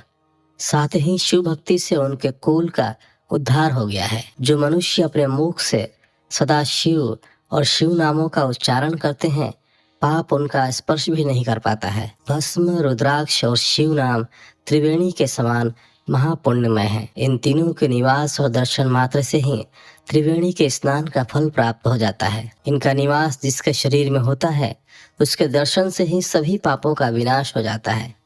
भगवान शिव का नाम गंगा है। विभूति यानी कि भस्म यमुना मानी गई है तथा रुद्राक्ष को सरस्वती कहा गया है। इनकी संयुक्त त्रिवेणी समस्त पापों का नाश करने वाली है। हे श्रेष्ठ ब्राह्मणों, इनकी महिमा सिर्फ भगवान महेश्वर ही जानते हैं। यह शिव नाम का महात्म्य समस्त पापों को हर लेने वाला है। शिव नाम अग्नि है और महापाप पर्वत है। इस अग्नि से पाप रूपी पर्वत जल जाते हैं। शिव नाम को जपने मात्र से ही पाप मूल नष्ट हो जाते हैं। जो मनुष्य इस पृथ्वी लोक में भगवान शिव के जाप में लगा हुआ रहता है, वह विद्वान, पुण्यात्मा और वेदों का ज्ञाता है। उसके द्वारा किए गए धर्म कर्म फल देने वाले हैं। जो भी मनुष्य शिव नाम रूपी नौका पाकर भवसागर को तर जाते हैं, उनके भव रूपी पाप निसंदेह ही नष्ट हो जाते हैं। जो पाप रूपी दावानल से पीड़ित हैं, उन्हें शिव नाम रूपी अमृत का पान करना चाहिए। हे मुनीश्वरों, जिसने अनेक जन्मों तक तपस्या की है, उसे ही पापों का नाश करने वाली शिव भक्ति प्राप्त होती है। जिस मनुष्य के मन में कभी न खंडित होने वाली शिव भक्ति प्रकट हुई है, उसे ही मोक्ष मिलता है। जो अनेक पाप करके भी भगवान शिव के नाम जप में आदर पूर्वक लग गया है, वह समस्त पापों से मुक्त हो जाता है। इसमें जरा भी संशय नहीं है। जिस प्रकार जंगल में दावानल से दग्ध हुए वृक्ष भस्म हो जाते हैं, उसी प्रकार शिव नाम रूपी दावानल से दग्ध होकर उसके सारे पाप भस्म हो जाते हैं। जिसके भस्म लगाने से अंग पवित्र हो गए हैं और जो आदर सहित शिव नाम जपता है, वह इस अथाह भव सागर से पार हो जाता है। संपूर्ण वेदों का अवलोकन करके महर्षियों ने शिव नाम को संसार सागर को पार करने का उपाय बताया है। भगवान शंकर के एक नाम में भी पाप को समाप्त करने की इतनी शक्ति है कि उतने पातक कभी कोई मनुष्य कर ही नहीं सकता। पूर्व काल में इंद्रद्युम्न नाम का एक महापापी राजा हुआ था और एक ब्राह्मण युवती जो बहुत पाप कर चुकी थी, शिव नाम के प्रभाव से दोनों उत्तम गति को प्राप्त हुए। हे द्विजों, इस प्रकार मैंने तुमसे शिव नाम की महिमा का वर्णन किया है। 24वां अध्याय, भस्म धारण की महिमा। सूत जी ने कहा, हे ऋषियों, अब मैं तुम्हारे लिए समस्त वस्तुओं को पावन करने वाले भस्म का महात्म्य सुनाता हूँ। भस्म दो प्रकार की होती है, एक महाभस्म और दूसरी स्वल्प भस्म। महाभस्म के भी अनेक भेद हैं। यह 3 प्रकार की होती है, श्रोता, स्मार्त और लौकिक। श्रोता और स्मार्त भस्म केवल ब्राह्मणों के ही उपयोग में आने योग्य हैं। लौकिक भस्म का उपयोग सभी मनुष्यजन कर सकते हैं। ब्राह्मणों को वैदिक मंत्रों का जाप करते हुए भस्म धारण करनी चाहिए तथा अन्य मनुष्य बिना मंत्रों के भस्म धारण कर सकते हैं। उपरों से सिद्ध की हुई भस्म आग्नेय भस्म कहलाती है। यह त्रिपुण का द्रव्य है। अन्य यज्ञ से प्रकट हुई भस्म भी त्रिपुण धारण के काम आती है। जाबाली उपनिषद के अनुसार अग्नि इत्यादि मंत्र द्वारा 7 बार जल में भिगोकर शरीर में भस्म लगाएं। तीनों संध्याओं में जो शिव भस्म से त्रिपुण लगाता है वह सब पापों से मुक्त होकर शिव की कृपा से मोक्ष पाता है। त्रिपुण और भस्म लगाकर विधि पूर्वक जाप करें। भगवान शिव और विष्णु ने भी त्रिपुण धारण किया है। अन्य देवियों सहित भगवती उमा और देवी लक्ष्मी ने इनकी प्रशंसा की है। ब्राह्मणों, क्षत्रियों, वैश्यों, शूद्रों, वर्ण संकरों तथा जाति भ्रष्ट पुरुषों ने भी उद्दुलन एवं त्रिपुण रूप में भस्म धारण की है। महर्षियों, इस प्रकार संक्षेप में मैंने त्रिपुण का महात्म्य बताया है। यह समस्त प्राणियों के लिए गोपनीय है। ललाट अर्थात माथे पर भौहों के मध्य भाग से भौहों के अंत भाग जितना बड़ा त्रिपुण ललाट में धारण करना चाहिए। मध्यमा और अनामिका अंगुली से 2 रेखाएं करके अंगूठे द्वारा बीच में सीधी रेखा त्रिपुण कहलाती है। त्रिपुण अत्यंत उत्तम तथा भोग और मोक्ष देने वाला है। त्रिपुण की एक एक रेखा में 9 देवता हैं जो सभी अंगों में स्थित हैं। प्रणव का प्रथम अक्षर अकार, गार्हपत्य अग्नि, पृथ्वी, धर्म, रजोगुण, ऋग्वेद, क्रिया शक्ति, प्रातः सवन तथा महादेव, ये त्रिपुण की प्रथम रेखा के 9 देवता हैं। प्रणव का दूसरा अक्षर उकार, दक्षिणाग्नि, आकाश, सत्वगुण, यजुर्वेद, मध्य दिन सवन, इच्छा शक्ति, अंतरात्मा तथा महेश्वर, ये दूसरी रेखा के 9 देवता हैं। प्रणव का तीसरा अक्षर मकार, आहवनीय अग्नि, परमात्मा, तमोगुण, दिवलोक, ज्ञान शक्ति, सामवेद तृतीय सवन तथा शिव, ये तीसरी रेखा के 9 देवता हैं। प्रतिदिन स्नान से शुद्ध होकर भक्ति भाव से त्रिपुण में स्थित देवताओं को नमस्कार कर त्रिपुण धारण करें तो भोग और मोक्ष दोनों की प्राप्ति होती है। भस्म को 32, 16, 8 अथवा 5 स्थानों में धारण करें।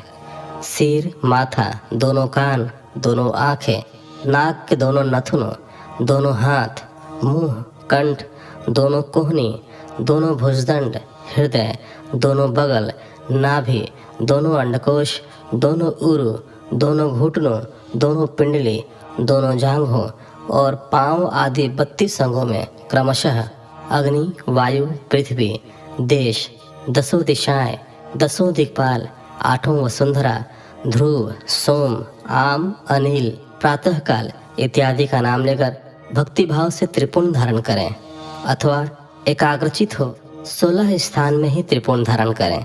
सिर, माथा, कंठ, दोनों कंधों, दोनों हाथों, दोनों कोहनियों तथा दोनों कलाइयों, हृदय, नाभि, दोनों पसलियों एवं पीठ में त्रिपुण लगाकर इन 16 अंगों में धारण करें। तब अश्विनी कुमार, शिव शक्ति, रुद्र, ईश, नारद और वामा आदि 9 शक्तियों का पूजन करके उन्हें त्रिपुण में धारण करें। सिर, बालों, दोनों कान, मुंह, दोनों हाथ, हृदय, नाभि, उरु युगल, दोनों पिंडली एवं दोनों पांवों, इन 16 अंगों में क्रमशः शिव, चंद्रमा, रुद्र, ब्रह्मा, गणेश, लक्ष्मी, विष्णु, शिव, प्रजापति, नाग, दोनों नाग कन्या, ऋषि कन्या, समुद्र, तीर्थ इत्यादि के नाम स्मरण करके त्रिपुण भस्म धारण करें। माथा, दोनों कान, दोनों कंधे, छाती, नाभि एवं गुह अंग आदि 8 अंगों में सप्त ऋषि ब्राह्मणों का नाम लेकर भस्म धारण करें अथवा मस्तक, दोनों भुजाएं, हृदय और नाभि, इन 5 स्थानों को भस्म धारण करने के योग्य बताया गया है। देश तथा काल को ध्यान में रखकर भस्म को अभिमंत्रित करना चाहिए तथा भस्म को जल में मिलाना चाहिए। त्रिनेत्रधारी सभी गुणों के आधार तथा सभी देवताओं के जनक और ब्रह्मा एवं रुद्र की उत्पत्ति करने वाले परब्रह्म परमात्मा शिव का ध्यान करते हुए ओम नमः शिवाय मंत्र को बोलते हुए माथे एवं अंगों पर त्रिपुंड धारण करें। 25वां अध्याय रुद्राक्ष महात्म्य। सूत जी कहते हैं, महाज्ञानी शिव स्वरूप शौनक, भगवान शंकर के प्रिय रुद्राक्ष का महात्म्य मैं तुम्हें सुना रहा हूँ। यह रुद्राक्ष परम पावन है। इसके दर्शन, स्पर्श एवं जप करने से समस्त पाप नष्ट हो जाते हैं। इसकी महिमा तो स्वयं सदाशिव ने संपूर्ण लोगों के कल्याण के लिए देवी पार्वती को सुनाई है। भगवान शिव बोले, हे देवी, तुम्हारे प्रेमवश भक्तों के हित की कामना से रुद्राक्ष की महिमा का वर्णन कर रहा हूँ। पूर्व काल में मैंने मन को संयम में रखकर हजारों दिव्य वर्षों तक घोर तपस्या की। एक दिन अचानक मेरा मन शुद्ध हो उठा और मैं सोचने लगा कि मैं संपूर्ण लोगों का उपकार करने वाला स्वतंत्र परमेश्वर हूँ। अतः मैंने लीलावश अपने दोनों नेत्र खोल दिए। नेत्र खोलते ही मेरे नेत्रों से जल की झड़ी लग गई। उसी से गौड़ देश से लेकर मथुरा,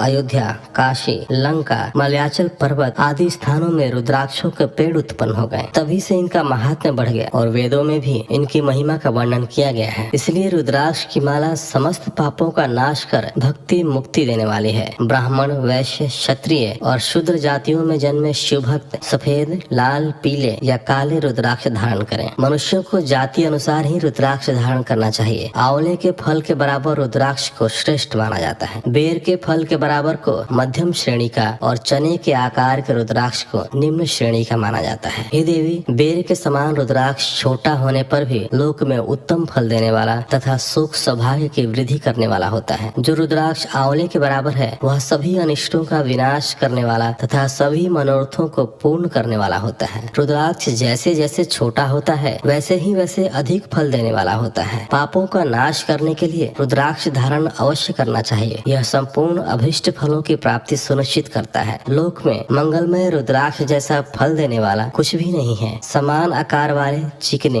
गोल, मजबूत, मोटे, कांटेदार रुद्राक्ष, उभरे हुए छोटे छोटे दानों वाले रुद्राक्ष सब मनोरथ सिद्धि एवं भक्ति मुक्ति दायक है। किंतु कीड़ों द्वारा खाए गए, टूटे फूटे, कांटों से युक्त तथा जो पूरा गोल न हो, इन 5 प्रकार के रुद्राक्षों का त्याग करें। जिस रुद्राक्ष में अपने आप डोरा पिरोने के लिए छेद हो वही उत्तम माना गया है। जिसमें मनुष्य द्वारा छेद किया गया हो उससे मध्यम श्रेणी का माना जाता है। इस जगत में 1100 रुद्राक्ष धारण करके मनुष्य जो फल पाता है उसका वर्णन नहीं किया जा सकता। भक्तिमान पुरुष 550 रुद्राक्ष के दानों का मुकुट बना ले और उसे सिर पर धारण करें। 360 दानों का हार बना ले। ऐसे 3 हार बनाकर उनका यज्ञोपवीत धारण करें। महर्षियों, सिर पर ईशान मंत्र से, कान में तत्पुरुष मंत्र से रुद्राक्ष धारण करना चाहिए। गले में रुद्राक्ष, मस्तक पर त्रिपुंडधारी रुद्राक्ष पहने। ओम नमः शिवाय मंत्र का जाप करने वाला मनुष्य यमपुर को नहीं जाता। रुद्राक्ष माला पर मंत्र जपने का करोड़ गुना फल मिलता है। 3 मुख वाला रुद्राक्ष साधन सिद्ध करता है एवं विद्याओं में निपुण बनाता है। 4 मुख वाला रुद्राक्ष ब्रह्म स्वरूप है। इसके दर्शन एवं पूजन से नर हत्या का पाप छूट जाता है। यह धर्म, अर्थ, काम, मोक्ष आदि चारों पुरुषार्थों का फल देता है। 5 मुख वाले रुद्राक्ष को कालाग्नि अर्थात पंचमुखी कहा जाता है। यह सर्व कामनाएं पूर्ण कर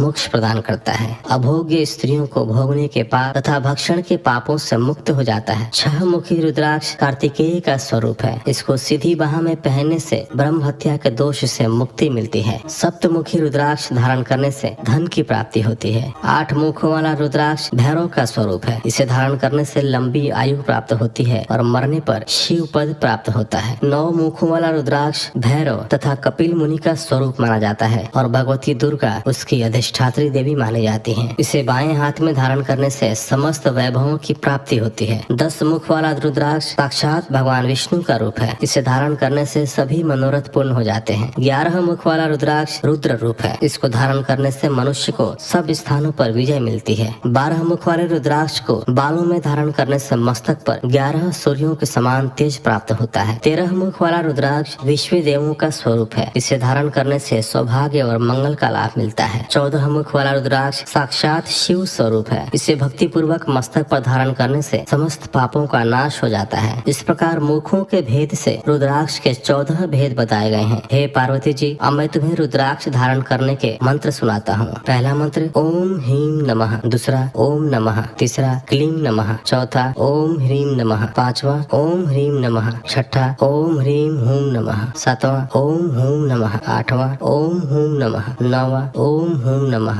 10वां ओम ह्रीम हूम नमः, 11वां ओम ह्रीम हूम नमः, 12वां ओम हूम नमः, 13वां ओम क्रौम शौरव नमः तथा 14वां ओम ह्रीम नमः। इन 14 मंत्रों द्वारा क्रमशः 1 से लेकर 14 मुख वाले रुद्राक्ष को धारण करने का विधान है। साधक को नींद और आलस्य का त्याग कर श्रद्धा भक्ति से मंत्रों द्वारा रुद्राक्ष धारण करना चाहिए। रुद्राक्ष की माला धारण करने वाले मनुष्य को देखकर भूत प्रेत पिशाच डाकिनी शाकिनी दूर भाग जाते हैं। रुद्राक्षधारी पुरुष को देखकर स्वयं मैं, भगवान विष्णु, देवी दुर्गा, गणेश, सूर्य तथा अन्य देवता भी प्रसन्न हो जाते हैं। इसलिए धर्म की वृद्धि के लिए भक्ति पूर्वक मंत्रों द्वारा विधिवत रुद्राक्ष धारण करना चाहिए। मुनीश्वर, भगवान शिव ने देवी पार्वती से जो कुछ कहा था वह मैंने आपको कह सुनाया है। मैंने आपके समक्ष विदेश्वर संहिता का वर्णन किया है। यह संहिता संपूर्ण सिद्धियों को देने वाली तथा भगवान शिव की आज्ञा से मोक्ष प्रदान करने वाली है। जो मनुष्य इसे नित्य पढ़ते अथवा सुनते हैं वे पुत्र पौत्र आदि के साथ सुख भोग कर सुखमय जीवन व्यतीत करके अंत में शिव रूप होकर मुक्त हो जाते हैं। इसी के साथ विदेश्वर संहिता संपूर्ण हुआ। अगले एपिसोड में आप सुनेंगे श्री रुद्र संहिता का प्रथम खंड। तो फिलहाल के लिए मुझे आप आज्ञा दीजिए। मिलते हैं आपसे अगले एपिसोड में। तब तक के लिए धन्यवाद। हर हर महादेव।